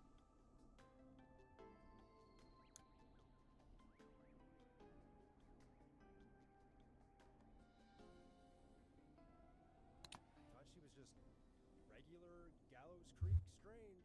Really, Forrest? Why do you think she requested that song? To get me outside? Maybe, but how? She didn't know the song was outside to start with. That's right. She never actually attacked me out there. So, what now? I guess I should make an announcement. We do have new info. Okay, kill the music and you can make the announcement. Okay, you're live in 3, 2... Hey folks, this is Forrest Nash here. I hope you're all safely locked inside. For those of you listening, I guess maybe because, like, what to make of it. the way that everybody's describing the whistling man, because they're like, oh, he's super fast and he's super strong and Actually a woman, one who might manipulate you into letting her in before she attacks you. We're neighbors. Look out for each other. Stay safe. The killer was calling themselves Dawn.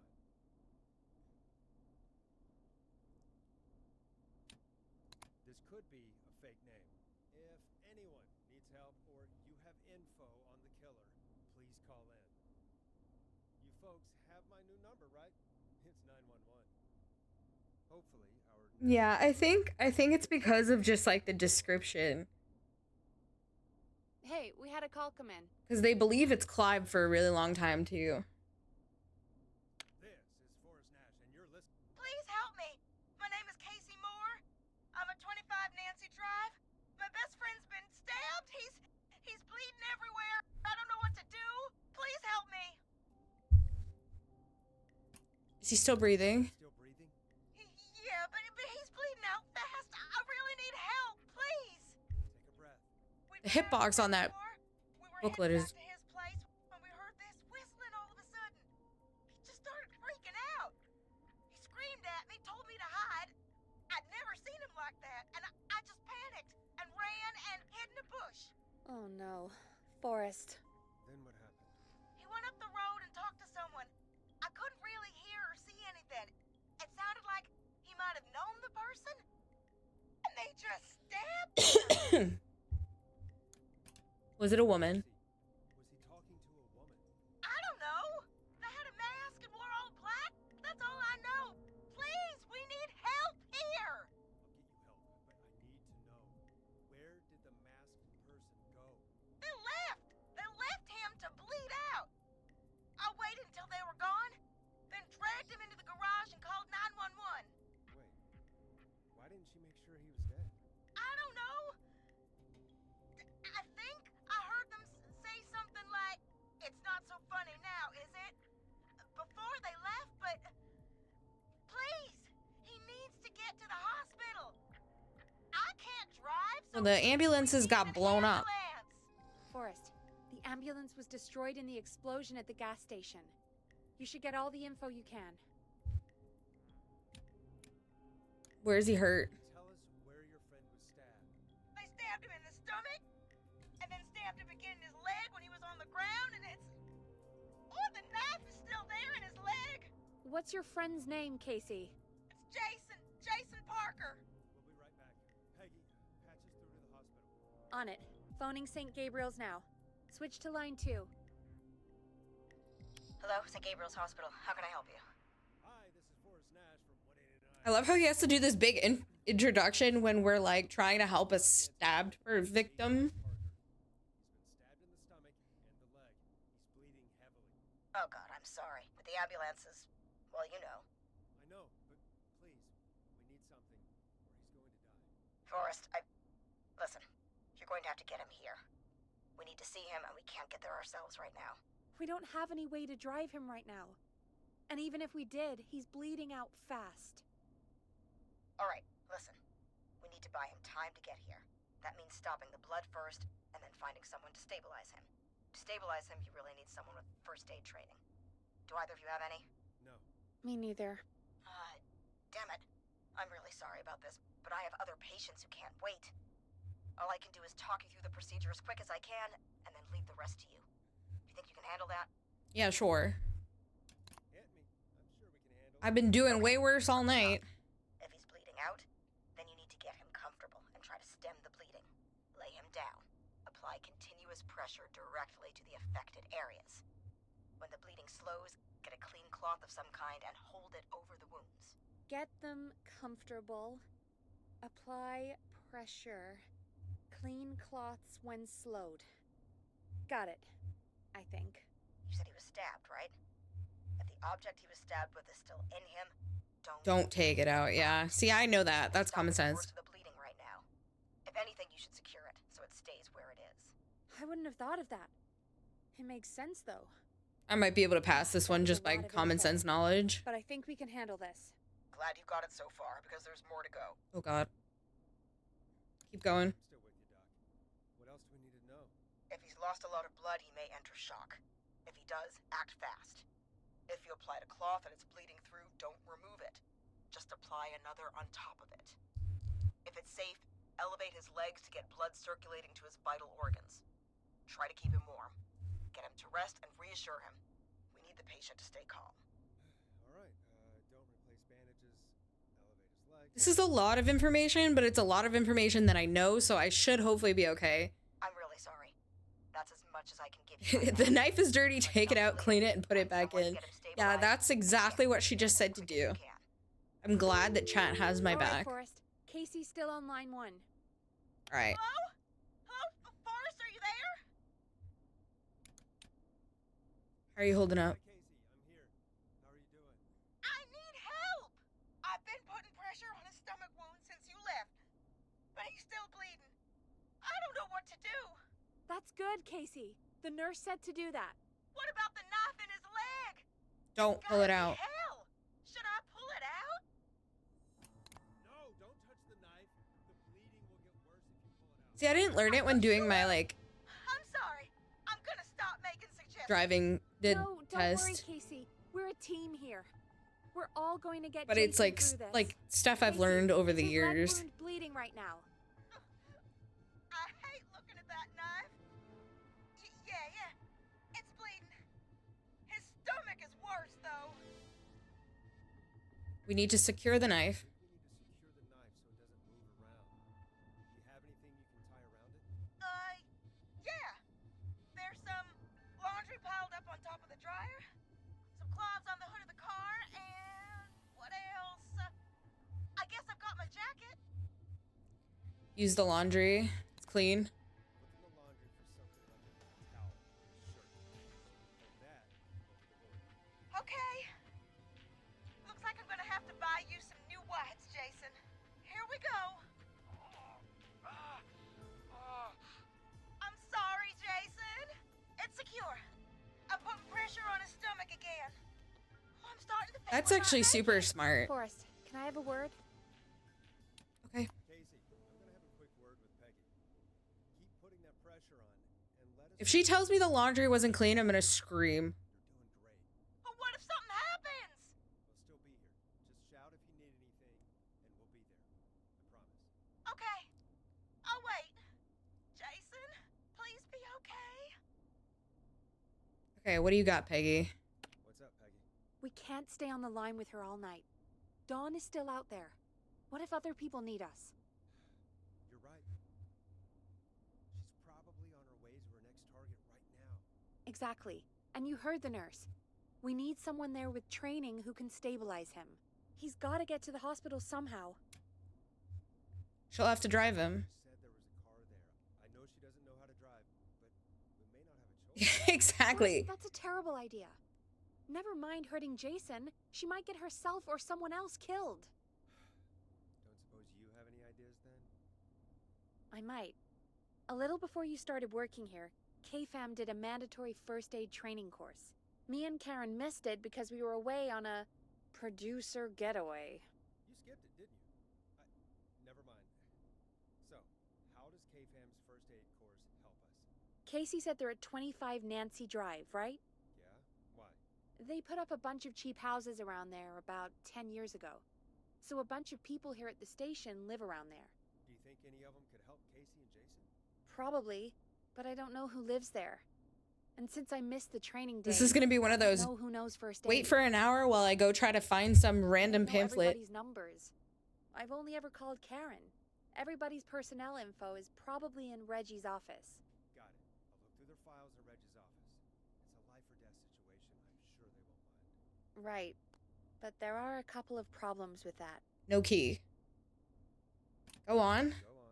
It's sensitive information, so Reggie probably locked it in his safe. Great.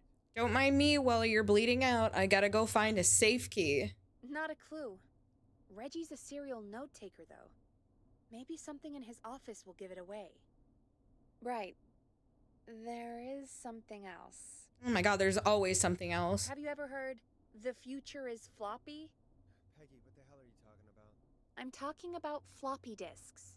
Floppy disks are like these futuristic things. Oh my that god, have futuristic. information on them. You put them in a computer and they do something. Peggy, I know what a floppy disk is. Anyway, Reggie decided that the future is floppy and started phasing Oh out my physical God. records and replacing them with these floppy disks. I imagine it's the same for our personnel files.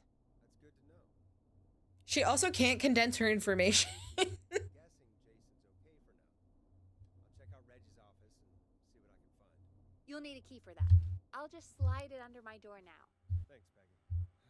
I just have to look around.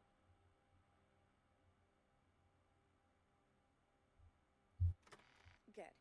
I'll patch my mic down to the office, so you'll hear me over the intercom. Alright, give me that key. Master of unlocking, unlock all doors in this station. That's not opening. So we got all the keys, which is another reason it leads me to believe that we're like nearing the end.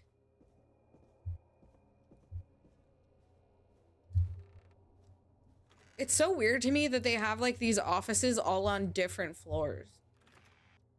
Like you would think this guy's office would be on the first floor.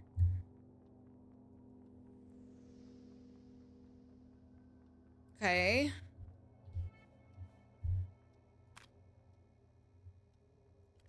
Clive, if you're reading this, stop stealing my post-it notes. Looks like I need a 4-digit code. Axe forever. Need to write pitch document. Good title. Bring back original protag and villain. Please insert floppy disk. Oh god.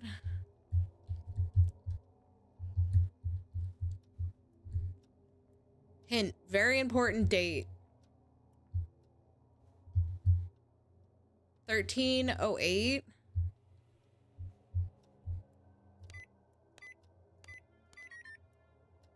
I was wrong.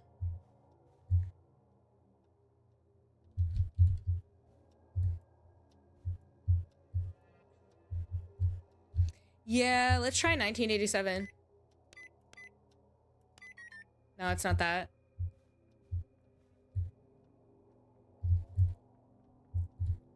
It said something about floppy disks. Hey, Peggy, you there? Yeah, I'm here. Did you find what we need?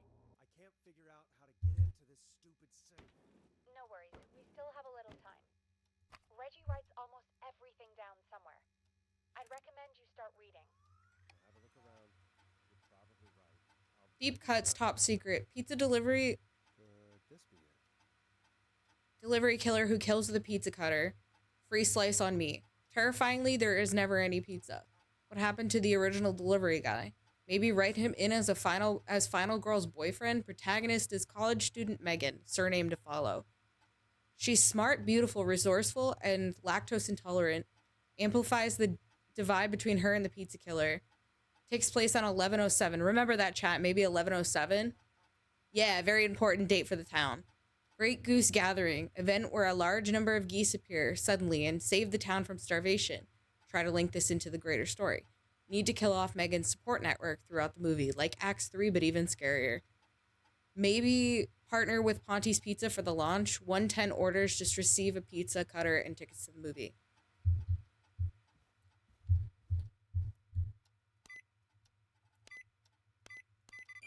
There we go. Oh, Jesus. We got a lot of floppy disks. So let's put this one here. This guy's a fucking Looney Tune. Is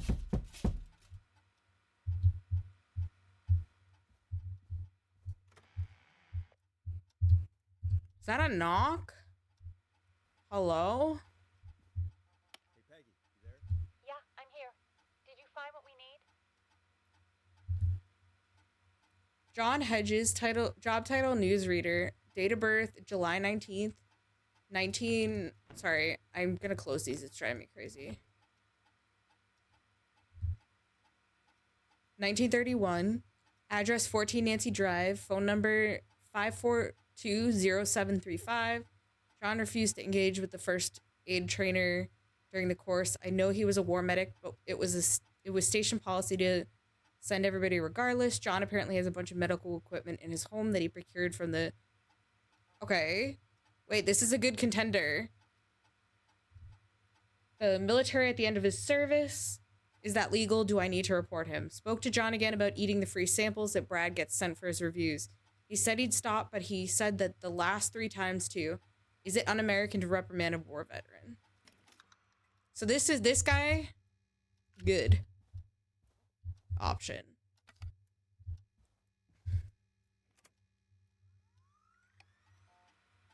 Forrest Nash, this is us. Job title, show host. Date of birth, 5th April, 1940. Address, come on in, Romero Street. Phone number, 542-0237. I can't believe we actually got the Forrest Nash here in Gallows Creek. His motivation may be low, his demands are a bit beyond our means, and he's currently blacklisted from any reputable station. But honestly, we don't have a reputation to lose. Forrest isn't really integrating with the team, seems to have this lone wolf thing going on. Heard him call Janine, Janine, and Brenda in his first week. Hopefully this changes when he gets settled. I've paired Forrest with Peggy for his show. They seem to have developed a relationship of sorts pretty quickly, which is good because we sure don't have the show budget to pair him with Karen. Okay, that's about us. We don't need that one. Oh, this is Karen. Karen Lawson, senior producer, August 2nd, 1944. 22 Nancy Drive, 542-1408. Karen has really stepped up in her duties in recent months. She's fully taken on Hamish's show alongside the Timberland twins ever since Wes left us. Hopefully she doesn't get any ideas about being paid double. Karen has started mentoring Peggy. I think this will be really good for Peggy. They are even doing team building training getaways to improve efficiency. So we know Karen didn't go. I'm starting to suspect these producer training getaways are being strategically timed.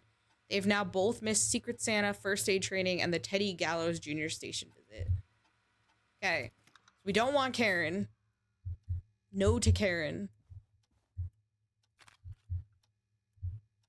This is Barbara. Barbara Albright. Job title, receptionist. Date of birth, October 7th, 1957, Craven Street. That's not the same street. 542-1890. Barbara is really getting on well with all the staff here. Everybody gave her great feedback at our last review. I get the feeling there's something going on with her and Brad. Call it a hunch. No shit, they talked about Brad for so long. Barbara got another cat recently. She must have at least 5 now. Daisy, Murphy, Penelope, Freddie, and Lord Winston. I'll need to monitor productivity going forward. The cat photos are a big distraction for the rest of the team. That's where the cat photos are coming from. Barbara laughed when I told her about the concept for my new horror script. I don't care what she thinks. A story about an alien egg at the center of the Earth set to hatch on February 30th is a great idea. Why else would we avoid having a February 30th?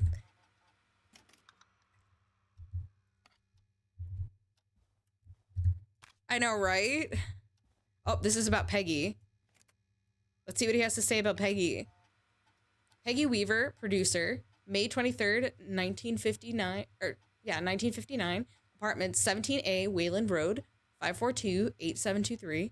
I've never seen somebody gel with everybody as quickly as Peggy has. Her, Karen, and Barbara have really become a little family already. Maybe we need to run this station on girl power. Hopefully it's cheaper than electric. Sometimes I wonder if Peggy secretly wants her own show. She hasn't been shy about getting involved in calls on the Scream. Sometimes it feels as though Forrest could just leave for a coffee mid-call and nobody would know. Peggy and Karen have missed another work event, this time first aid training, because of their training sessions. Their collection of cocktail parasols grows after each session. Why are they doing training sessions at a bar? Okay, last one.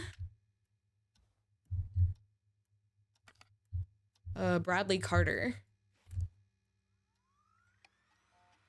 Bradley Carter, food critic, January 14th, 1962, 31 Axdown Lane, 542-4298. When I hired Brad as our station's food critic, people said I was crazy. We only have 3 takeout places and a diner, what's the point? To them I say you can't be afraid to explore the darkest reaches of the unknown or Henderson. Bradley and Barbara seem to be spending an awful lot of time together. I didn't realize she was so interested in Brad's work. That's what it is. Maybe I should join one of their after-work meetings sometimes. You probably don't want to do that. I've always wanted to learn more about food. Brad and Barbara ended up missing most of our first aid training session. Brad made a joke about practicing mouth-to-mouth, and Barbara got really upset and stormed off. The joke wasn't that bad. Okay, this is our winner. John Hedges. I think I know who our best bet is to help Casey and Jason. Get a load of this, Peggy. Apparently, I'm a lone wolf type. Forrest, what are you doing? We don't have time for this. We have a man literally dying on the line, and you're more interested in you. You're right. I'm sorry. I need to focus on... Thank God for Peggy keeping us in... Hey, Peggy. I think Reggie's on to you and Karen. Maybe don't bring those little drink umbrellas into work for a while. What? Why are you reading my file? You need to find someone who can help Casey. We already know I can't. Don't waste time. You're right. I'm sorry. I need Fucking Forrest. possible candidates. All right, good work. Who should I... I really shouldn't have read both. We're in a hurry. I really shouldn't have read both. We're in a hurry. Hello? Is anybody there? Please pick up. Casey, I'm here. What's wrong? Jason started going pale. I tried to get him to rest, but he just threw up everywhere. What's happening? What do I do? He's going into shock. Sounds like he's going into shock. Casey, just stay calm. It's going to be okay. But the bleeding seemed to slow down. Did I mess up? Jason, I'm sorry. Casey, calm down. You've done everything right. I need you to listen to me, okay? For Jason. What did the nurse say to do about shock? Elevate his legs. Casey, I need you to elevate Jason's legs. You need to get the blood flowing to his vital organs. Got it. Jason, stay with me. I'm just gonna move you. This might hurt. Okay. I propped his legs up on some boxes. I'm looking at my notes. We need to get Jason as warm and comfortable as possible. Do you have anything you could use nearby, Casey? Yeah. I still have some laundry next to me. I'll wrap him in some blankets. Just give me a second. Sorry. Jason's bleeding through his bandages. Should I get him new ones? Or... Oh, God. Apply an additional bandage. Don't remove the bandage. Apply another one on top of it. You still have something you can use? I've used the rest of the laundry to keep him warm, so... I'll use my jacket. I can always get a new one. I'll fix his bandage and get him warm. Hold on, please.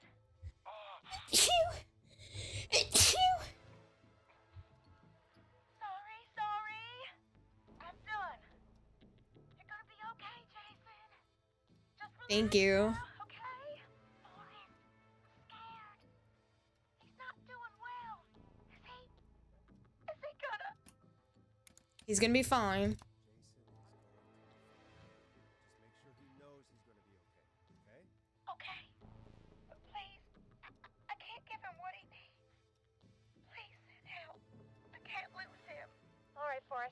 hurry. Jason doesn't sound like he's doing too well. You said you knew who to call earlier? Who was it? This guy, John Hedges.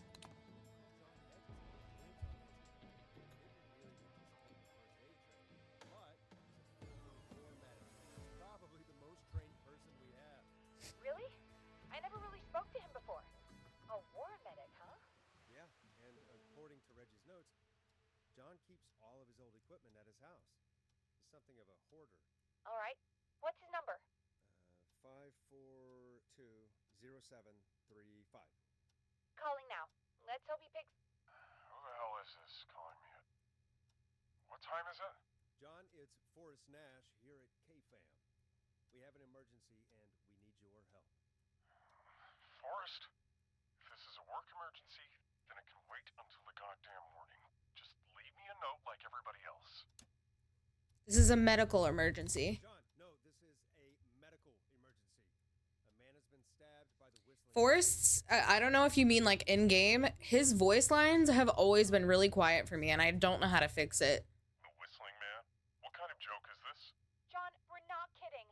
A man is gonna die if we don't help him right now. Seriously? I haven't been called on for over 10 years. Where's the patient? What's his condition?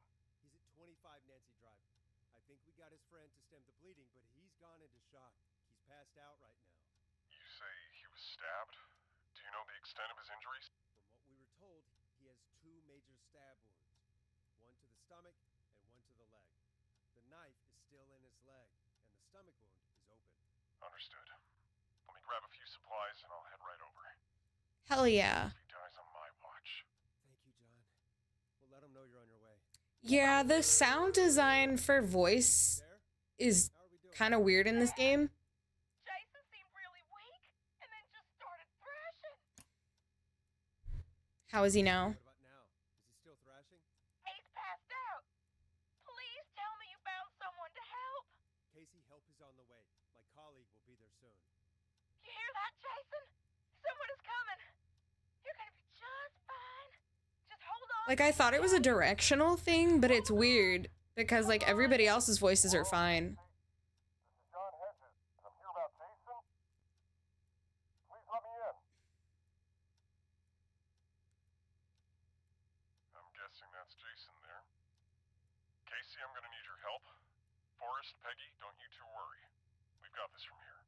Okay. Hell yeah. Forrest, We love John. call you back later. I have to go now. Good luck, everyone. God, I hope he's gonna be all right. And with that, the show moves on. We're sending our best wishes to Jason.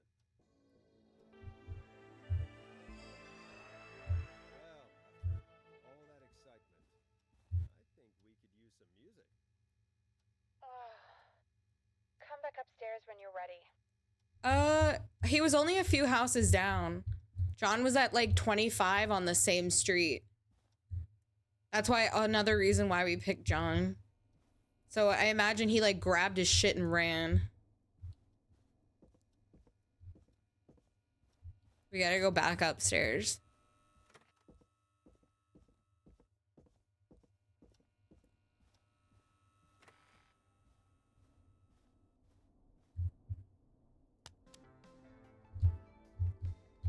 Hope you enjoy this one as much as I do. It's getting pretty late. This might be your last break for the night, so try to enjoy it. Give me a buzz when you want to go back on air. Obviously, we're gonna do it immediately because we're progressing. You got it. We've got another call coming through, too.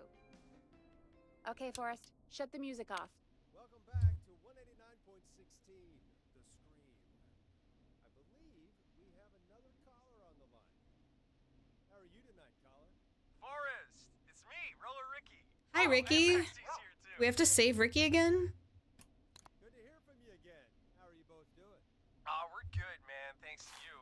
You're like our guardian angel. That wouldn't be a bad look for you, Forrest. A little White Wing Halo number. Oh my Maybe god. something for the KFAM Halloween party. All right, everyone, let's calm down. Ricky, I'm just glad we could help you and Maxie. Is there anything else we can help you with, Ricky? Actually, I think I have some info that might help you. Hell yeah. Oh? What's that? You see, man, me and Jason know each other. You know each other? Yeah, we went to Gallows High and played on the football team together. He was a gnarly offensive linesman, and I was our star wide receiver. Runner Ricky, they called me. All right, and He has such interesting names. night. Well, because George, the guy who drowned, he was on our team too. Tell me about him. What was George like? I didn't know him for long, man. Sad to say. We had our first team party on the night he drowned. He seemed like such a good dude. Ricky, were you there when George drowned? No, man. Once the party turned, I beat feet out of there. Man, I remember George and his girl there. There was a whole lot of love, man. I could see it. So it's like the girlfriend that's Ricky, doing this. this is very important. I need to know everything about her. I didn't really know her before, or see her after that. I never even got her name, man. Damn it, he doesn't know her I just name. called her Bean. Then what did she look like? Please, tell us anything you remember. I just remember a pretty girl, man. I'm sorry. Ricky, you said the party didn't last long. What happened? Thank God for Peggy changing the subject. So we get more information. And then the next thing I knew, everyone was running for their life. I looked up and saw a goddamn whistling man in the trees. And I never ran so fast in my life. I ran straight home. Didn't know about George until next morning at school. I'm guessing it was Whistling Night, wasn't it? That the Whistling Man was just another kid. Yeah. Yeah, that's what I was don't know thinking how too. George died, but, I always felt like if anyone deserved to die that night, it should have been me. And It wasn't your fault. Ricky, it wasn't your fault. You're not a bad person. I know that now, man. Poor Took Ricky. a long time to learn, What a but sad character. yeah. But a good Just thought I'd character. tell you all what I know. Thank you, Ricky. This helps. Thank you. You got it, man. Anyway, I think it's time for me and Maxie to free up your phone lines. Well, we saved him once. We can save him again. I'll let you to it. Night, Ricky. All right, folks. Looks like we got a new lead in the case. If anyone has any info about this mysterious being, please call in. If she was George's girlfriend back then, she's probably in her mid to late 30s now. Huh. Oh, we have another call coming in, but hang on. What's up, Peggy? Peggy? What's going on? Peggy? You're gonna want to take this call off the air. Oh, God. Who is it? Just do it. All right, folks. It's time for another track. Here's one to help you sit back and relax. We'll be right back after this. I hope this is good news, Peggy. Who have we got? Find out for yourself on line 1. Hello?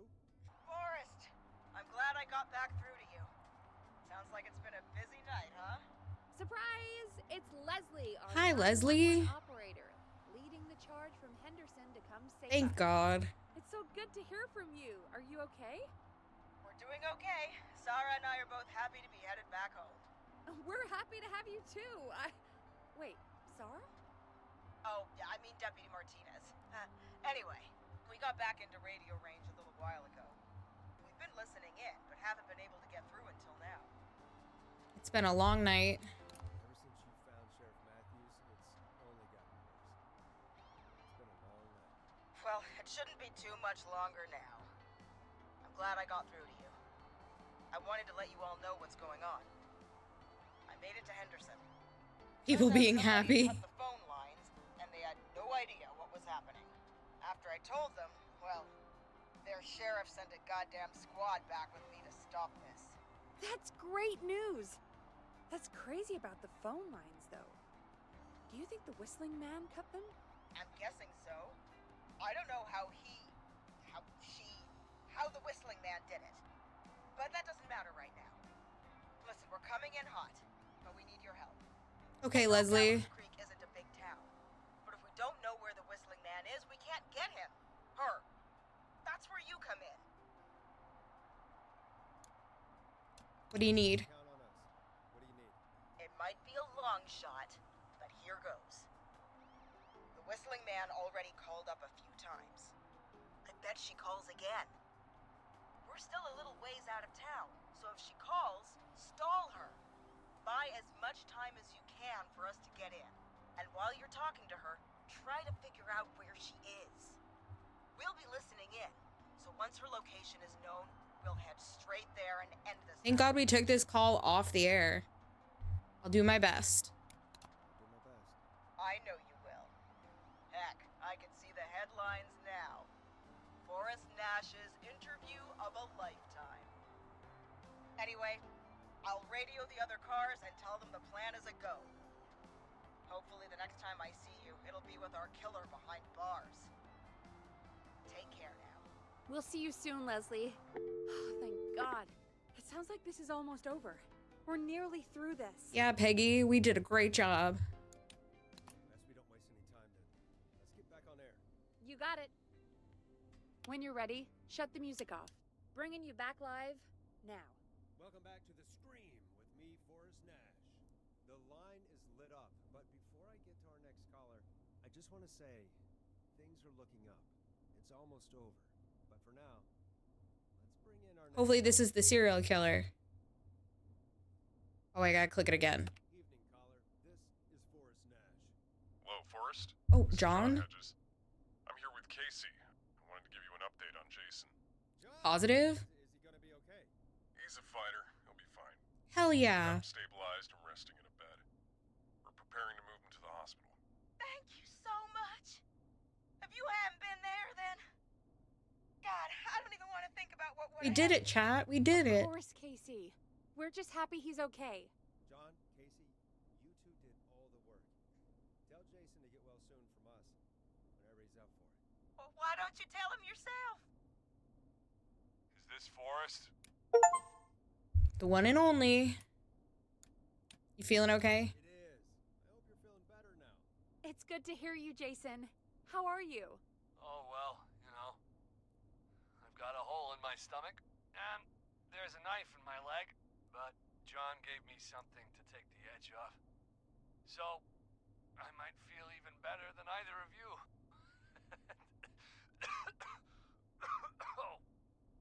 Yeah, he sounds great. Take it easy until you get to St. Gabriel's. I will. But, before that, I needed to call you. I'm guessing the Whistling Man is still out there? Yep. As far as we know, anyway. I was worried you'd say that. God damn it. Actually, I'm glad you called. I wanted to talk to you about what happened earlier. Go for it. We spoke to Roller Ricky not long after you were attacked. You spoke to Ricky? Was he... Is he alright? He is now. I mean, he was attacked earlier, but this call came after.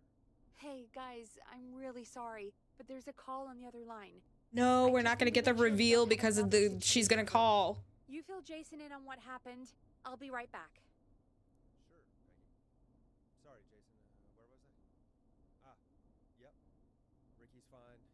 You don't need to worry about him. That's a relief. He told us about George. Sounds like everything's finally coming out now. It's been tough to hold it all in. Sounds like you've been holding back about something awful, Jason.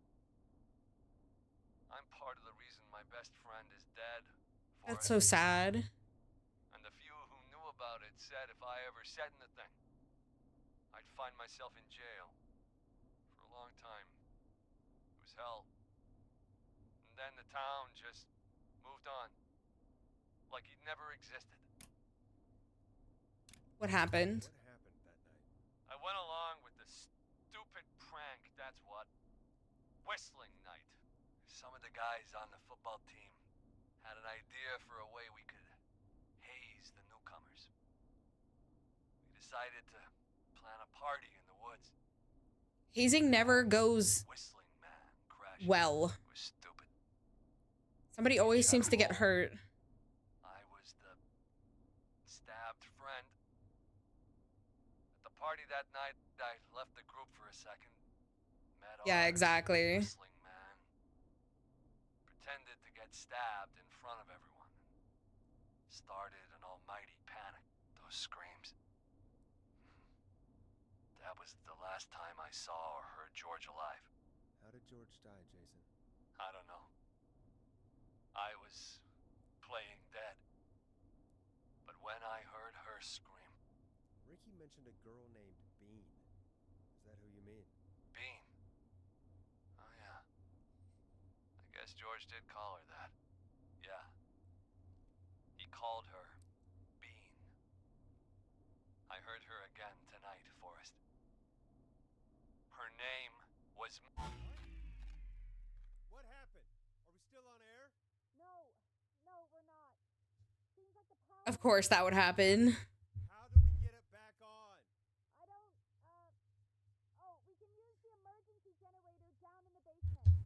Reggie picked it up a while ago in case we ever needed to do an emergency broadcast. An emergency broadcast? Emergency? You know, nuclear war, alien attack, broadcasting a serial killer's location so we can end this nightmare. Fair point. It's in the storage area, in the far back corner, up on the wall. You Oh, I know where it is. When you were digging around for all those tapes, it'll have a big red button. Just press that. It's that thing I kept saying, what is this? I think this is the security system.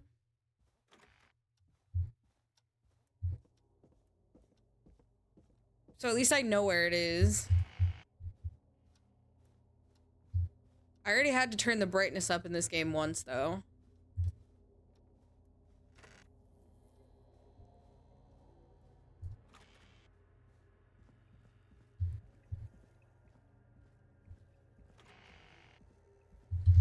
Nope.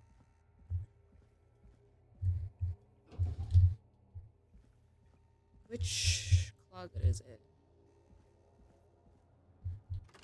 It's back here. Far back corner. Why is this station so big? Ambient sound is getting scarier. Maybe a little bit. That must be it. Let there be light. Restore power to the station after the blackout. I need to warn Peggy.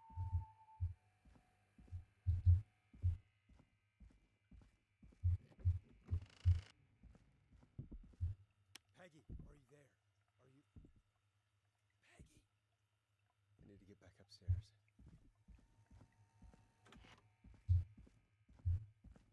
Too bad there's no sprint in this game. We gotta save Peggy now.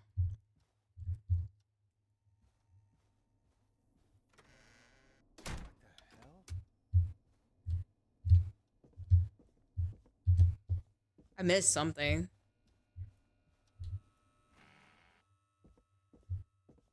Autosave? Oh god. Oh no. Peggy, where'd you go? No! What the... This can't be happening. There's a coffee maker in here.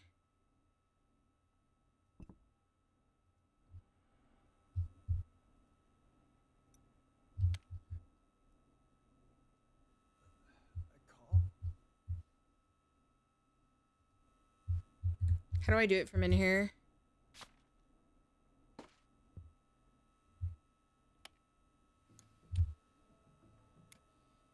What do you want? Good to talk to you again, Forrest. You know, I've really enjoyed our chats tonight. Guess we've had some moments. My favorite was when Ricky ran you out of the ring. Ha! You sure did get me then, Forrest. Yeah, because I'm smart. Peggy, Have some patience, Forrest. It's almost the end of the night. Almost the end of the show. But it's not over just yet. Got a little time. She's in my friggin' office. So let's make the most of it. How about no? most of it how? Well, I thought we'd end tonight's Whistling Man special with a special guest. The one who started it all. Oh, let me take that out of your mouth and... You crazy bitch! Let me go! Holy shit. Welcome to the air, Mr. Teddy Gallows Jr. Right. It's all gonna come out tonight, Teddy. Your daddy and his money saved you 20 years ago. But even if he crawled out of his coffin with all the money in the world, Wait. Where's Teddy? How are you talking to him if you're here with me? because I'm not there with you, Forrest, I'm here with Teddy. And if he says where that is, well, he knows he'll get it. And who's here? Who am I looking at? Forrest Nash, let me introduce you and all of Gallows Creek to my boy, Henry Barrow. Son? You mean you... he? Yes, Forrest. He and I had a son. Of course. That explains how you were always able to get around town so quickly. It would be very casual. Did you say Barrow? Then are you? Let me just get this mask off. Damn uncomfortable thing. No wonder Mooney went crazy wearing this. There we go. Marie? Marie Campbell? I guessed her name was Marie from the Oh, or well, Mary. It sure has been years since I last saw. Oh, God damn it. Marie Campbell. So, not Dawn, huh? No, not Dawn. What are you going to? Why are they gonna hurt Peggy Everyone's though? gonna know now what Teddy did. He killed George that night. This night. 20 years ago. Listen to me. You. Ah! You're gonna talk when I talk to you. And not a moment before. Meanwhile, Forrest, I'm gonna give you the chance to talk. You're gonna help me reveal what really happened to George all those years ago. Okay, Marie. I'll do it. Good. Then let's talk about the night George was murdered. Murdered? Listen, This Teddy guy has no like survival instincts. I said you speak when you're spoken to. Now, I know you've done some good work tonight in piecing together what happened to George 20 years ago, and that's why I want you to interview us. Interview. All right. I can do that. Thank you. I want you to help me and Teddy tell the story, Forrest. Do a good job. And hell, you might be the only one to leave here alive.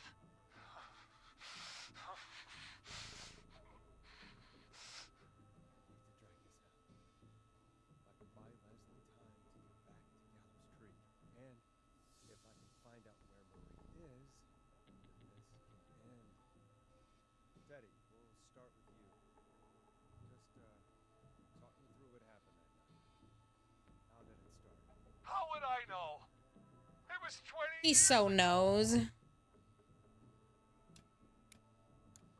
want to die, Teddy? Because if you don't start talking, Ow.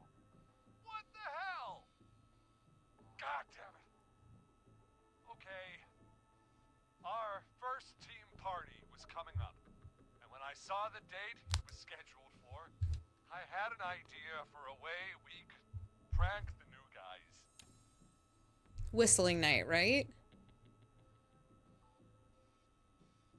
I understand that kids in Gallows Creek know tonight as Whistling Night. I'm guessing that's what you mean? Well, we didn't have a name for it then. It was just the night that Mooney went missing. But Whistling Night is what they'd call it later. You mean this was the first Whistling Night? Keep talking, Teddy. We went up near Whistling Point. God, who was there? Me, Jason, and George, of course. But George didn't come alone.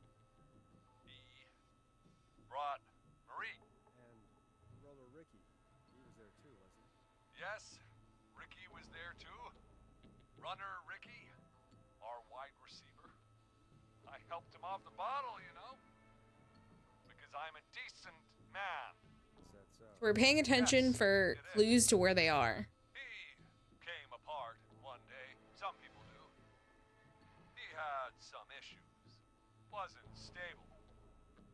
I didn't want him to hurt his chances in life. So, I helped him keep himself together. You were afraid he would talk about that night, weren't you? Keep talking. About midway through the night, we put the prank into action. We looked up at the trees and saw Jason there, bloody, like he'd just been stabbed. And the whistling man, screaming. George and I and Ricky, we got left behind. But Ricky was in on it too. I know he was. He and Teddy were as close as anybody. Teddy must have told him the plan. No, Ricky didn't know. No, Marie, you're wrong. Ricky didn't know. What? Did you miss that part of the broadcast? I spoke to him earlier. He had no idea what was happening. He said he was as terrified as anyone. Isn't that right, Teddy?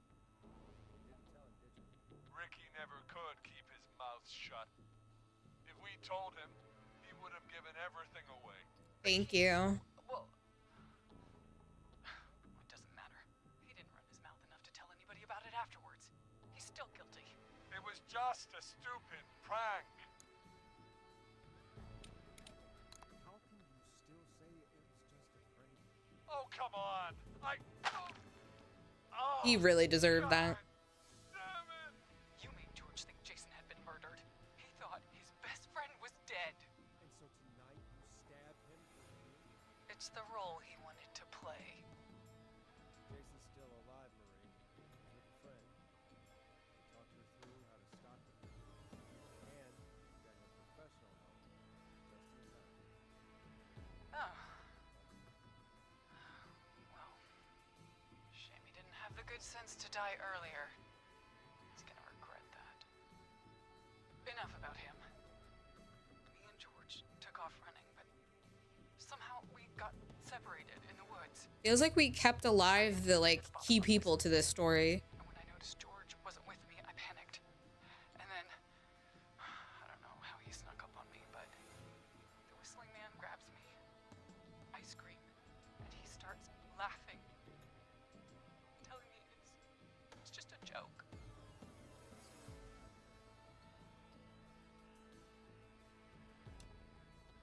How did you feel in that moment? I felt like nothing was real. I felt small and confused, and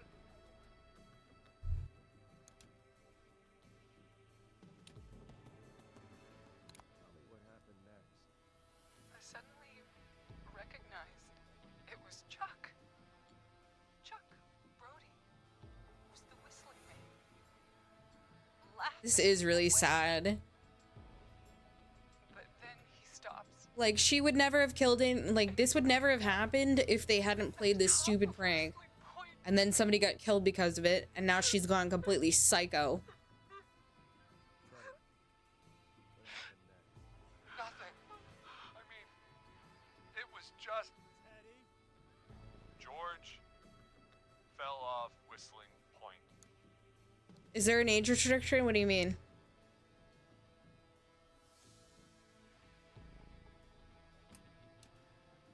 Where were you when it happened? You pushed him. You were up there. You were dressed as the whistling man too, and I didn't push him, god damn it. I just chased him up there and he kept backing up. No. When I saw he was about I to don't go think so. over, I think reached that out. sometimes streams, like for certain games, will be marked as like adult themes, but It was a joke. no, there shouldn't be. There shouldn't be a minimum age. He would have realized. Ugh. You bitch. Yeah, I don't know. Some people do have 18 plus streams, All you did. unfortunately.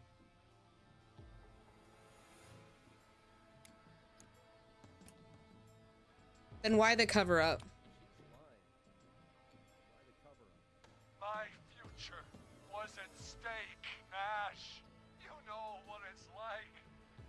People like us are bred This for guy's such an bigger asshole. things. I'm going to be the mayor of this town, Forrest. And then governor. And then You have to be 13 to be on Twitch, so as long as you're past 13 and my rules don't say 18 plus, which they don't, you're fine here. As long as, you know, you're respectful. Stupid joke gone wrong. So my father sent Clive out to clean it up. Why should a blip ruin my future? George was a blip? It wasn't a blip. His father covered it up from there. I searched for George's body all night, but Sandra found him the next morning while out jazz running. she found him in the river, but she lied about that to protect Teddy. She said something about her rent going up. Unless she... Teddy, did your father own Sandra Sharp's dance studio? It's Gallows Creek, not Sharp Creek. Answer the question. I'd answer the question if I were you, Teddy. Yes, okay. We own most I hate this guy so much. I think I've said it 4 times already, but I hate him. Was going to run her out of business unless she lied and said she found him in the reservoir instead of the river. What my father did in his business dealings is nothing to do with me. False report. That's why you killed Sheriff Matthews too, isn't it, Marie? Not just to get him out of the way, but Everyone was in on it, Forrest. Even the coroner wrote a fake report. Said George was drinking. That he just got himself into trouble. And I saw him. What do you mean? I'm sorry. For all it's worth, Gina didn't have much of a choice. I mean, my name is Desiree. Sick sister whose treatments she couldn't afford. She played along with the gallows to save her sister's life. And her own. even still, she should have told the truth. I did my part. I tried everything I could think of. I even went to the newspaper, but no. That coward killed the story. But Maurice Russell is dead now. You've been through hell. Been through hell, Marie. I'm sorry. You've got no idea. It never should have started. He shouldn't have pushed my George off a cliff. He should have been punished. But it's coming to a stop. At least for now. Here, where George and I first met, before he joined your football team, was right after he shot the winning throw. Did it say? The roller rink? No, the football. The gym or the... Oh, God. This is too fucking obvious. I'm scared.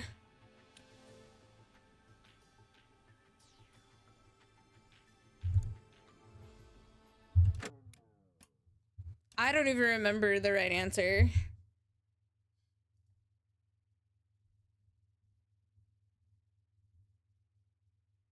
Okay, sorry, I paused so I can think about this logically in case there's a timer. I don't think it's the roller rink because we know that we locked her out of there. I think the football field is too obvious. I think it's got to be the gym. Hi. In the gymnasium. That's right, Forrest. Not that it matters, but yes, we're here. Anyway, Took a swing for Teddy Gallows. Teddy Gallows Jr. survived the Whistling Man. so Marie? Where? She's being held hostage in here, I think, in our office with this guy. quiet. You'll talk more later. Now I have to talk to someone who mattered more than you ever did. Peggy. Oh, she has Peggy? Since I've seen your face, I worried you wouldn't come. Marie! Oh my god. I thought you... And here I was, thinking you'd forgot me. I'd never sister. Wanna explain, Peggy? Earlier, while you were speaking to Jason, I got a call. Do you remember? Well, it was from Dawn. She said that my sister Marie was there that night George died, and that I should come to the gym for a reunion. I thought that she was being held in here. That my sister is the Whistling Man. Good to see you too, Peggy. Why didn't you tell me any of this? She said that it was my Sister last chance reveal. to see my sister. I knew if I told you, you'd try to stop me or come with me when we need you on the radio. And I just... I'm sorry. This has to be a lot. Yeah, she did. She sent us down there and then left happened to you, because she didn't want to cause an issue. She didn't want to be stopped. Disappeared. I was thrown out, Peggy. I Now we gotta save Peggy. something about what happened that night, but did they care? No. They told me to stay quiet.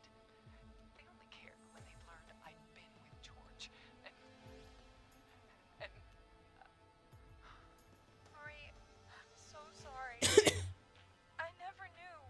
it's not your fault.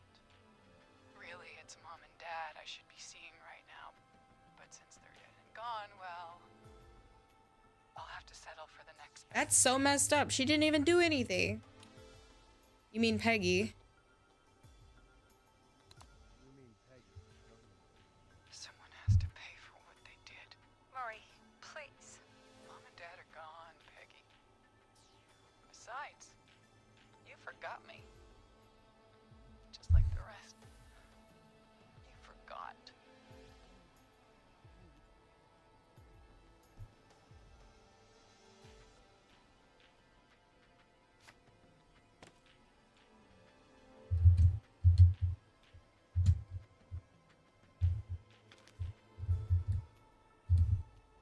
Marie, Peggy never forgot about you. Keep your mouth shut. She kept a card from you. She kept it here. What card? The card you made me for my 8th birthday. What does it say then? Happy birthday, Peg. Now you're great and 8. Love, M. Yeah, most games do cost money.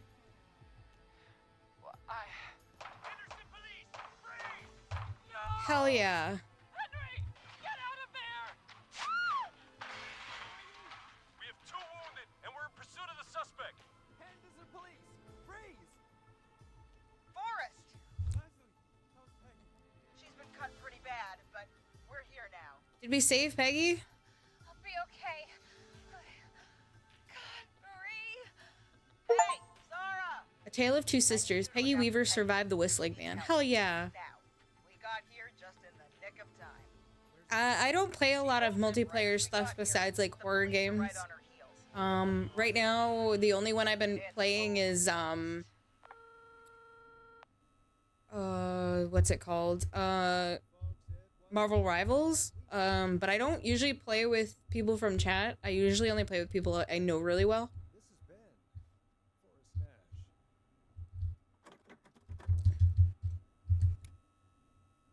Let's make tomorrow better. Let's make tomorrow better.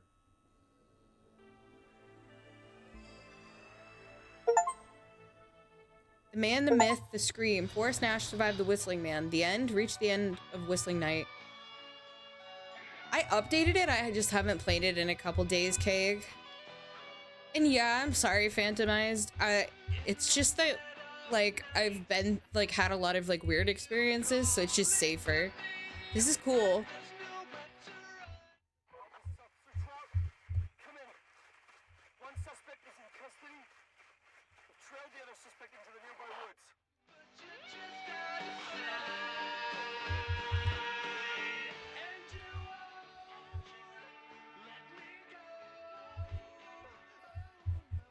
But yeah, I also just don't play a lot of multiplayer stuff, mostly just horror.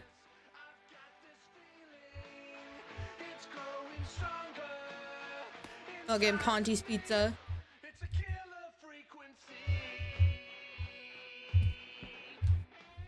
He said the thing. He said the thing. It's very fun.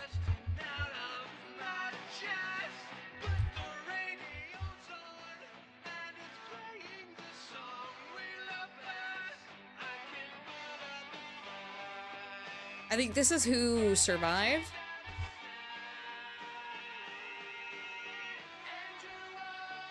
That's pretty cool. We didn't do too bad. I guess we killed 4 people.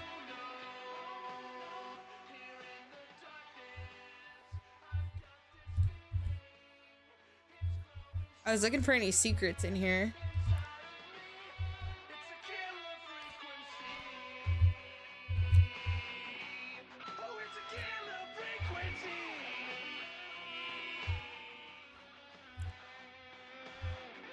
Your PC isn't compatible? That's rough.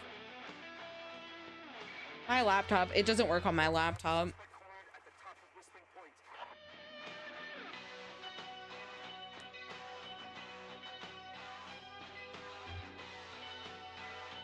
This was a very good game. Well, like I have a PC for streaming, and I also have a laptop, and it does not work on my laptop, but it does work on my streaming computer.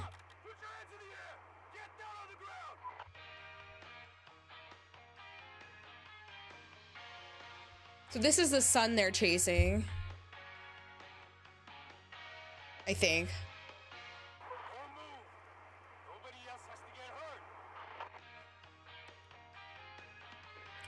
If you look in my panels, I have all of my parts listed below. Of course he jumped.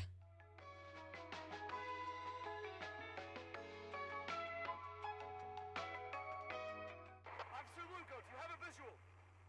Negative. No sign of the suspect anywhere.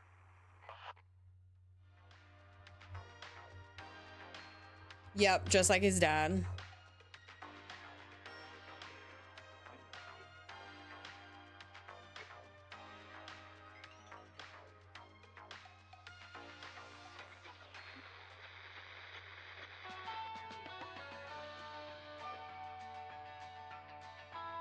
Music change?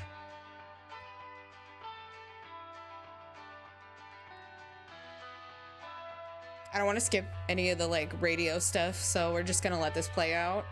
We'll end after that.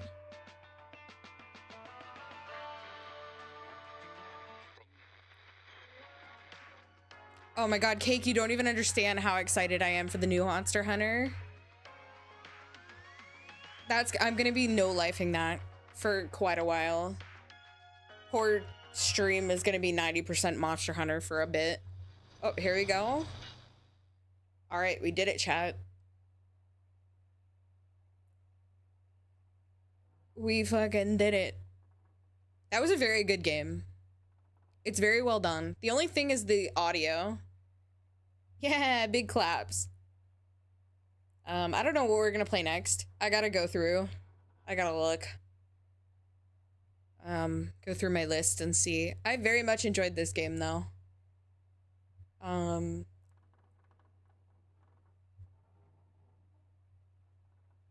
So that's gonna be it for me for today, guys.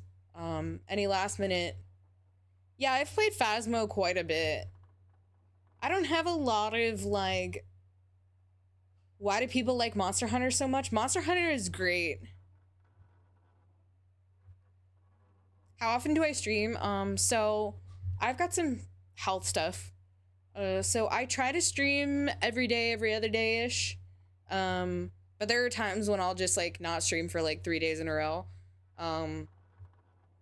But like I try really hard to stream like every day or every other day. I shoot for that at least. Yeah. In my panels, Phantom, below. It should say PC parts or something like that. Specs.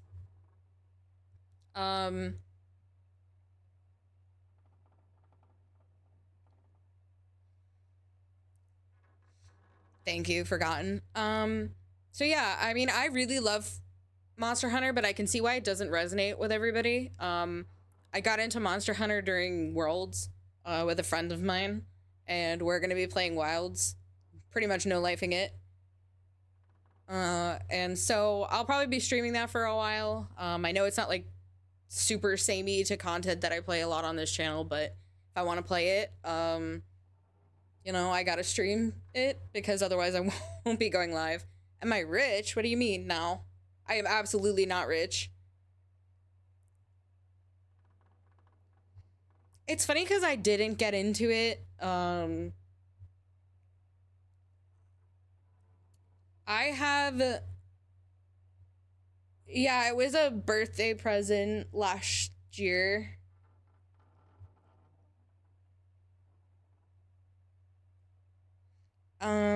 So yeah, no, I didn't touch World for a very long time.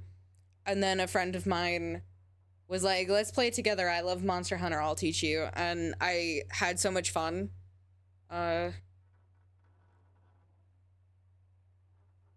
I didn't play I didn't play any of the old Monster Hunters. So I think that might be a reason, but I'm excited for Wilds. I'm excited to get into it at the beginning versus like when it's kind of old. And obviously I'll probably be playing with a friend, so there'll be lots of banter. At least for some of the time. But we're gonna probably play another horror game next. I have a whole list of games that I need to play, so I'll go through probably tonight and see what we should start next. Since we've got like a month till Monster Hunter anyways. It's a little over a month.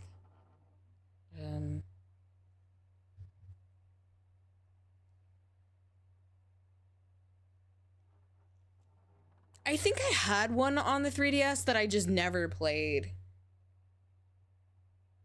And then I did myself a disservice buying World the first time on PS4, and then nobody bought it on PS4, so I was all by myself. And Monster Hunter to me is way more fun with somebody else. Like, I would not enjoy Monster Hunter nearly as much if I wasn't playing with somebody.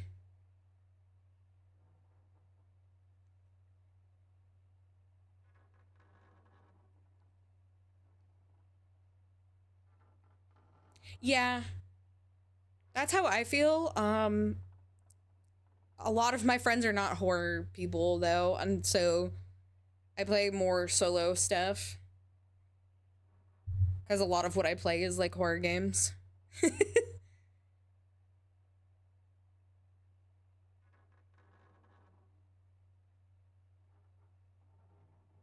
That's okay. This is why I stream, so at least I can, you know, sit and talk to chat while I play something. And chat can make fun of me because I'm god awful at puzzles.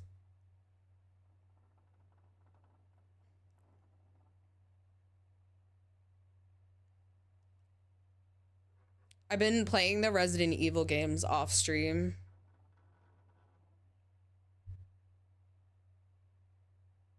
That's fair. Oh, what I kind of like is like watching people play things that I myself wouldn't enjoy to play. I watch a lot of Twitch, but I also just enjoy like watching my friends play games.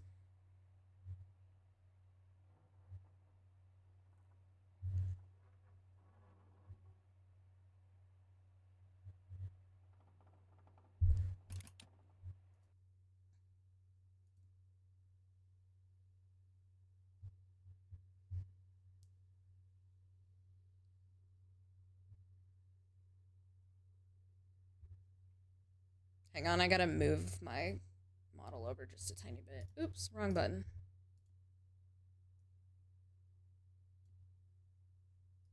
It was covering the chat. I'm probably not gonna stay here too much longer though, guys. But I figured we'd talk just a little bit since everybody seemed to have questions.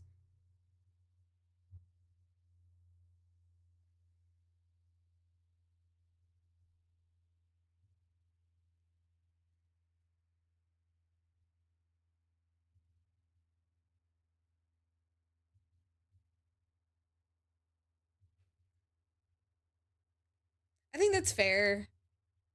A lot of people are like that. I've never really hyperfixated. Like, I hyperfixate on games, but not like 5,000 hours. I wasn't, so when I first started streaming, I was a pretty big Overwatch player. Like, not that I was like big as in good. Oh yeah, me too, Cake. But like my longest played games are pretty much been something like Stardew or Overwatch. I played a shit ton of Overwatch when it like first came out. It was pretty much all I streamed.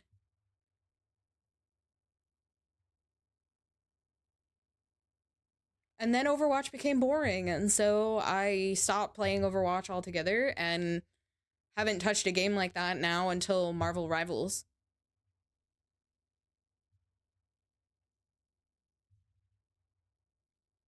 I'm definitely not like a competitive gamer. Like I like quick play in Marvel Rivals, and like game modes like that. But anything where I have to be super duper competitive, it's just not for me.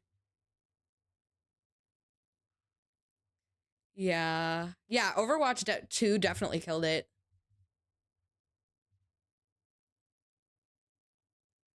I remember before Overwatch came out, they had it at PAX. And I went to a PAX and tried it, and that's where I kind of like fell in love with it. But like obviously I was not like a ranked player or anything. I just played like quick play. And I was pretty okay at it, you know, as far as like quick players go. Games get killed for me when I have to be like competitive and serious and like, you know, play into metas and all that. That's fair.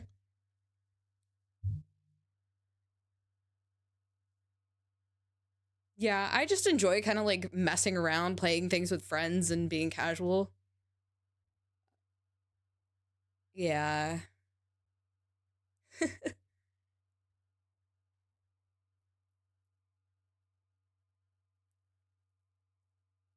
Anyways, all right, chat. I'm gonna head off. I've been streaming for over 3 hours, which usually I try to stream between 3 and 4 hours.